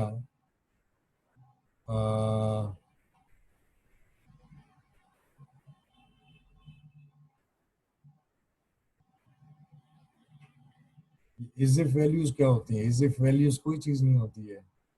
नुमान आप सी की बात कर रहे हैं, हम अभी सिर्फ ऊपर वाली, ये मैंने बताया था, ये आप इसको इसमें जो आपको अब सुन लें, अब मैं जो आपको बता रहा हूँ वो सुन लें। इसका जो लेजेंड है वो यहाँ पर नजर नहीं आ रहा आपको असल में। इसका लेजेंड आप समझें, इसका लेजेंड ये है कि ये आपका ये जो ये वाला हर डायग्राम में, ये जितनी डायग्राम्स बनी हुई हैं, जितने ब्लॉक्स बने हुए हैं, इसमें ये वाला जो है वो अर्ली स्टार्ट है और ये अर्ली फिनिश है। ये कहाँ से आया? ये यहाँ पर मैंने जो बताया था आपको, ये वाला, ये अर्ली स्टार्ट है, ये अर्ली फिनिश है। तो जब हम फॉरवर्ड पास लेते हैं तो उसमें अर्ली स्टार्ट और अर्ली फिनिश को चेक करते हैं। ये फॉरवर्ड पास में, अच्छा अब यहाँ पर इस वाले में और जो हम एक्सरसाइज कर रहे हैं उसमें थोड़ा सा डिफरेंस है। यहाँ पर इसने ड्यूरेशन दिया हुआ है यहाँ पर, जबकि जो हमारा एक्चुअल वहां पर जो आपको दे रहा है वो यहाँ पर इस जगह पे वो टास्क का नाम दे रहा है। वो इस डायग्राम से थोड़ा सा जो डिफरेंस है वो सिर्फ ये कि ये टास्क नेम उसमें यहाँ पर देने के बजाय उसने उसको यहाँ पर दिया है और ड्यूरेशन को उसने यहाँ पर मेंशन किया है।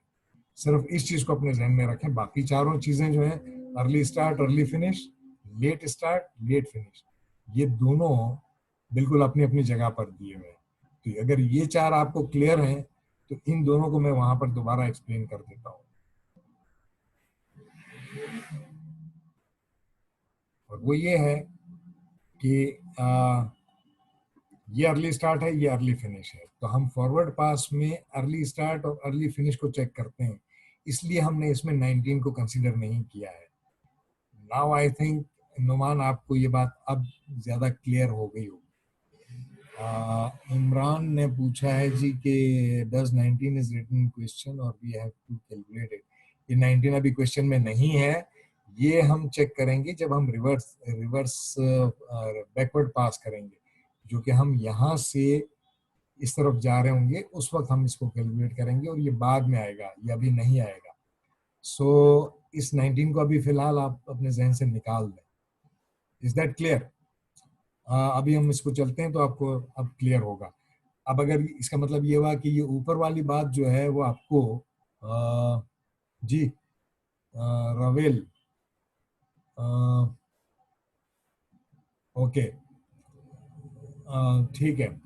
So I think everyone is now clear. तो हम ऊपर वाला जो रो है उसको देख रहे हैं, ये एक्टिविटी का नेम है। वहां पर उसमें जो लेजेंड दिया हुआ था उसमें यहाँ पर ड्यूरेशन दिया था उसने, वो ड्यूरेशन उसने यहाँ पर रेड में दिखा रहा है। तो रेड में यहाँ पर जितने भी है ये ड्यूरेशन है total. Is that clear? Okay ठीक है, दिस इज गुड। सो अब हम इसको देखते हैं। अब हम यहाँ तक पहुंच गए। अब जब हम यहाँ पर पहुंचे तो हमने देखा कि ये यहाँ 14 था और ये 28 था। तो जो हाईएस्ट वैल्यू है वो हमने ली, वो 28 थी। उस 28 में जब 4 ऐड किया तो ये 32 हो गया। तो इसका मतलब ये है कि यहाँ से यहाँ तक जो है ये पूरा प्रोजेक्ट 32 डेज में कंप्लीट हो जाएगा। और अब हमने ये देखना है कि किस एक्टिविटी में कितने दिन का डिले हमारे पास पॉसिबल है, वो अब हम कैलकुलेट करने की कोशिश कर रहे हैं। और वो जो इसने कैलकुलेशन की है वो बेसिकली ये ऊपर अलग से वो दिखा रहा है इन सारी एक्टिविटीज के ऊपर, जबकि इस लेजेंड के हिसाब से, जो ये लेजेंड आपको दिखाया गया था उसके हिसाब से वो जो डिले या स्लैक या फ्लोट जो था वो आपको यहाँ दिखाना चाहिए था, लेकिन वो उसने यहाँ पर ये ड्यूरेशन दे दिया है और ये टास्क नेम दे दिया, और ये जो स्लैक है वो उस हर एक्टिविटी के साथ उसने या तो ऊपर या नीचे दिखा दिया है। सो इसमें कोई ऐसी कोई गलत बात नहीं है, दिस इज इक्वली पॉसिबल। ठीक है जी। अब हम चलते हैं बैकवर्ड पास में। तो बैकवर्ड पास में क्या होता है कि हम यहाँ से चलेंगे, इसको लेंगे, 32 में से 4 माइनस करेंगे। अब हम रिवर्स में चल रहे हैं तो अब हम माइनस करेंगे। पहले हम ऐड कर रहे थे, अब हम माइनस करेंगे। हाउ 15 कम 15 अभी तो यहाँ पर है ना, तो अभी हम जब आएंगे तो मैं बता दूंगा। अभी इसको अभी इसके बारे में परेशान होने की जरूरत नहीं है। अभी हम वहां पर पहुंचे नहीं है, वहां पर जब आएंगे तो ये आप खुद बताएंगे कि यहाँ पर 15 ही आना चाहिए। अब हम चलते हैं रिवर्स डायरेक्शन में, और रिवर्स हम चलेंगे यहाँ से। जिस तरह हम फॉरवर्ड यहाँ से चले थे और 0 से लेके चले थे, तो 0 वाज द मिनिमम अब हम रिवर्स में चल रहे हैं, तो रिवर्स में जो मैक्सिमम है वो लेके चलेंगे। तो रिवर्स में नॉर्मली एक ही एक्टिविटी होगी हमेशा, और वो होगी जो भी होगी वही उसका टोटल क्रिटिकल पाथ ड्यूरेशन होगा, जो कि 32 है इसमें। अब 32 में से हमने 4 को माइनस किया, जो कि यहाँ पर उसने दिखाया भी है, तो आपके पास आ गया 28। अब ये 28 जो है वो यहाँ पर भी आपको नजर आ रहा है नीचे, और यहाँ भी नजर आ रहा है। तो ये भी मतलब कोई गलत बात नहीं है, क्योंकि अब हम नीचे वाली, क्योंकि ऊपर वाली लाइन हम ऑलरेडी फिल कर चुके हैं। अब चूंकि ये लिखी हुई है तो इसलिए आपको कंफ्यूजन हो रहा है, लेकिन आपको कंफ्यूज होने की जरूरत नहीं। जब हम फॉरवर्ड चलेंगे तो नीचे वालों को हमने नहीं देखना है, सिर्फ ऊपर वाली वैल्यूज को देखना है। जब हम नीचे की तरफ आ गए हैं, तो अब हमने ऊपर वाली वैल्यूज को बिल्कुल भी देखना नहीं है, हमने सिर्फ नीचे वाली वैल्यूज को कंसिडर करना है, और उसको हम लेके चलेंगे। और उसके हिसाब से जब हम चलते हैं तो 32 माइनस 4 इज 28। वो 28 हमने यहाँ भी एंटर किया, यहाँ भी एंटर किया। अब इस 28 में से 6 माइनस किया तो आपके पास आया 22। और यहाँ पर चूंकि इससे ये दोनों एक्टिविटीज अभी हम आगे जा रहे हैं, तो अब अभी हम इस यहाँ पर पहुंचे, यहाँ नहीं पहुंचे, तो इसलिए अभी हमें इसके बारे में फिक्रमंद अभी नहीं होना है। फिक्रमंद जब हम यहाँ पहुंचेंगे तब होगी, अभी नहीं होगी। इस 28 में से 6 माइनस किया 22, और इस 28 में से 5 माइनस किया तो 23 आ गया। अब ये 22 है, और अब हमने देखा कि यहाँ से फिर दो एक्टिविटीज जा रही हैं, ये और ये, तो हमने दोनों पे 22 लगा दिया। जिस तरह हमने यहाँ से यहाँ जब जा रहे थे तो ये दो एक्टिविटीज थी, लेकिन दोनों पे हमने 28 लगाया था। इसी तरह जब ये 22 जो है, अब ये यहाँ भी आएगा और ये 22 यहाँ भी आया। इस 22 में से 10 माइनस किया तो 12 आ गया। इस 22 में से 3 माइनस किया तो यहाँ 19 आ गया। ठीक है, अब हमने देखा कि यहाँ 23 आ रहा था और यहाँ 19 आ रहा था, लेकिन अब ये दोनों एक्टिविटीज यहाँ पर आ रही हैं। तो जब हम फॉरवर्ड में जाते हैं तो हाईएस्ट वैल्यू कंसीडर करते हैं, रिवर्स में जब जाते हैं तो जो मिनिमम वैल्यू होती है वो देखी जाती है। सॉरी, यस, ऊपर वाले में जो हाईएस्ट वैल्यू होती है वो आगे लिखी जाती है, पीछे जब जाते हैं तो जो मिनिमम वैल्यू होती है वो लिखी जाती है। तो 23 और 19 ये दोनों यहाँ पर मर्ज हो रही हैं, तो इन दोनों की जो मिनिमम है वो कौन सी वैल्यू है, 19 है, तो वो 19 हम यहाँ पर लेकर आ गए। ठीक है, ये 19, अच्छा यहाँ ये 12 थी तो ये 12 इसी तरह एग्जैक्टली यहाँ पर 12 आ गई। इसी तरह ये इन दोनों में से जो मिनिमम वैल्यू थी वो यहाँ पर आ गई। 19 में से 4 गया तो ये 15 आ गया, और इसी तरह ये यहाँ 12 था, 12 में से 7 गया तो यहाँ 5 आ गया। अब हमने देखा कि ये 5 है और ये 15 है, तो जब हम पीछे जाएंगे तो जो इन दोनों की जो मिनिमम वैल्यू है वो लिखी जाएगी। तो चूंकि वो मिनिमम 5 है तो वो 5 लिखी हमने यहाँ पर, और 5 माइनस 5 0 हो गया। तो ये हमारा, इसका मतलब ये कि ये जो पूरी डायग्राम है वो कंप्लीट हो गई अब हमारी। तो यहाँ जब हम अब मैं इसको थोड़ा सा रिकैप कर दूं ताकि आपको बिल्कुल क्लियर हो जाए, समझ में आ जाए कि ये किस तरह से होती है। ठीक है, अच्छी बात है, अगर आपने समझ लिया तो वेल एंड गुड। मैं दोबारा फिर भी रिव्यू कर देता हूँ ताकि आपको और क्लियर समझ में आ जाए कि फॉरवर्ड पास में अर्ली स्टार्ट और अर्ली फिनिश देखा जाता है,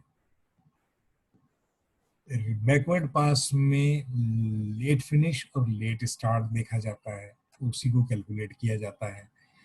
फॉरवर्ड पास में हमेशा हाईएस्ट वैल्यू जो है उसको लिया जाता है अगली एक्टिविटी के लिए। जब दो एक्टिविटीज किसी एक जगह मर्ज हो रही हो तो जो हाईएस्ट वैल्यू होती है उसको आगे बढ़ाया जाता है। जैसे इसमें 22 और 12 में से 22 हम यहाँ पर लेके चले थे।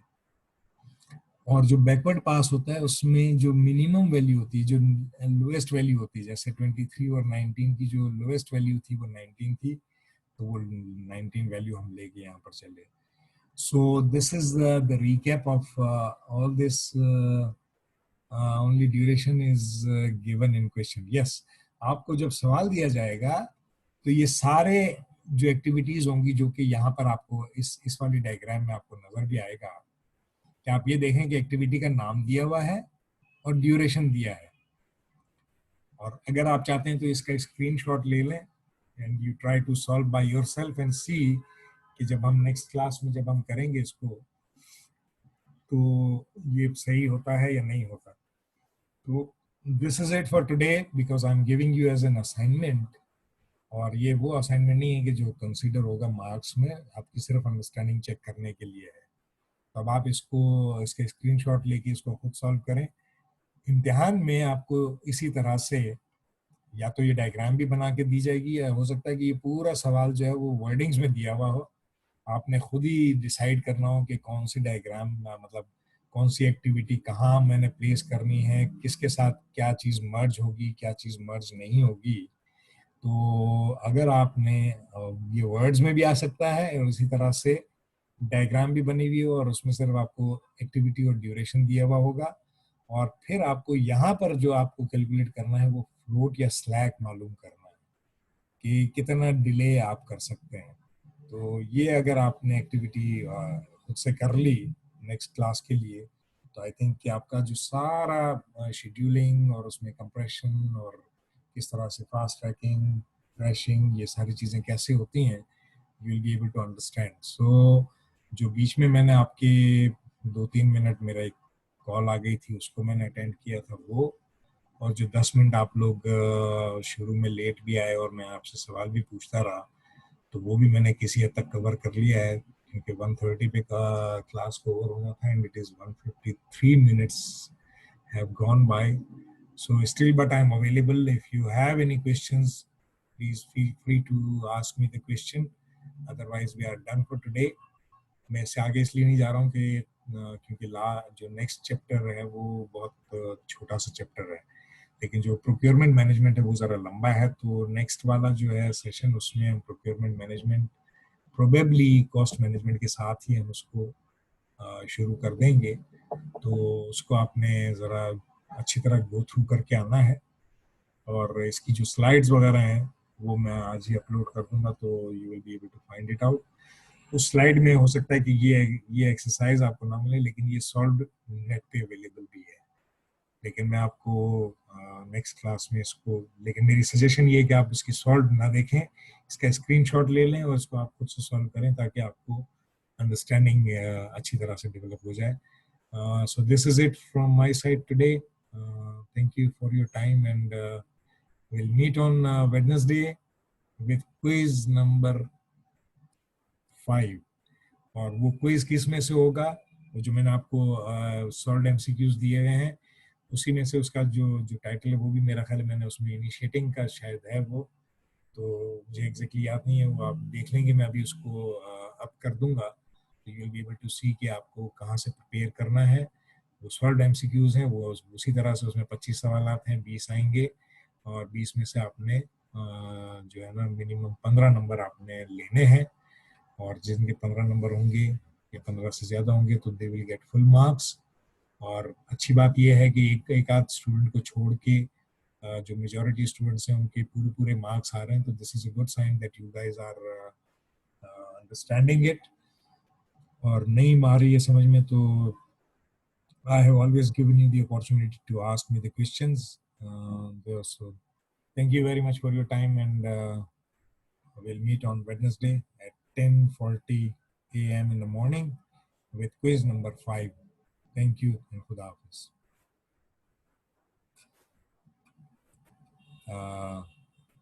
Okay. Okay, ji.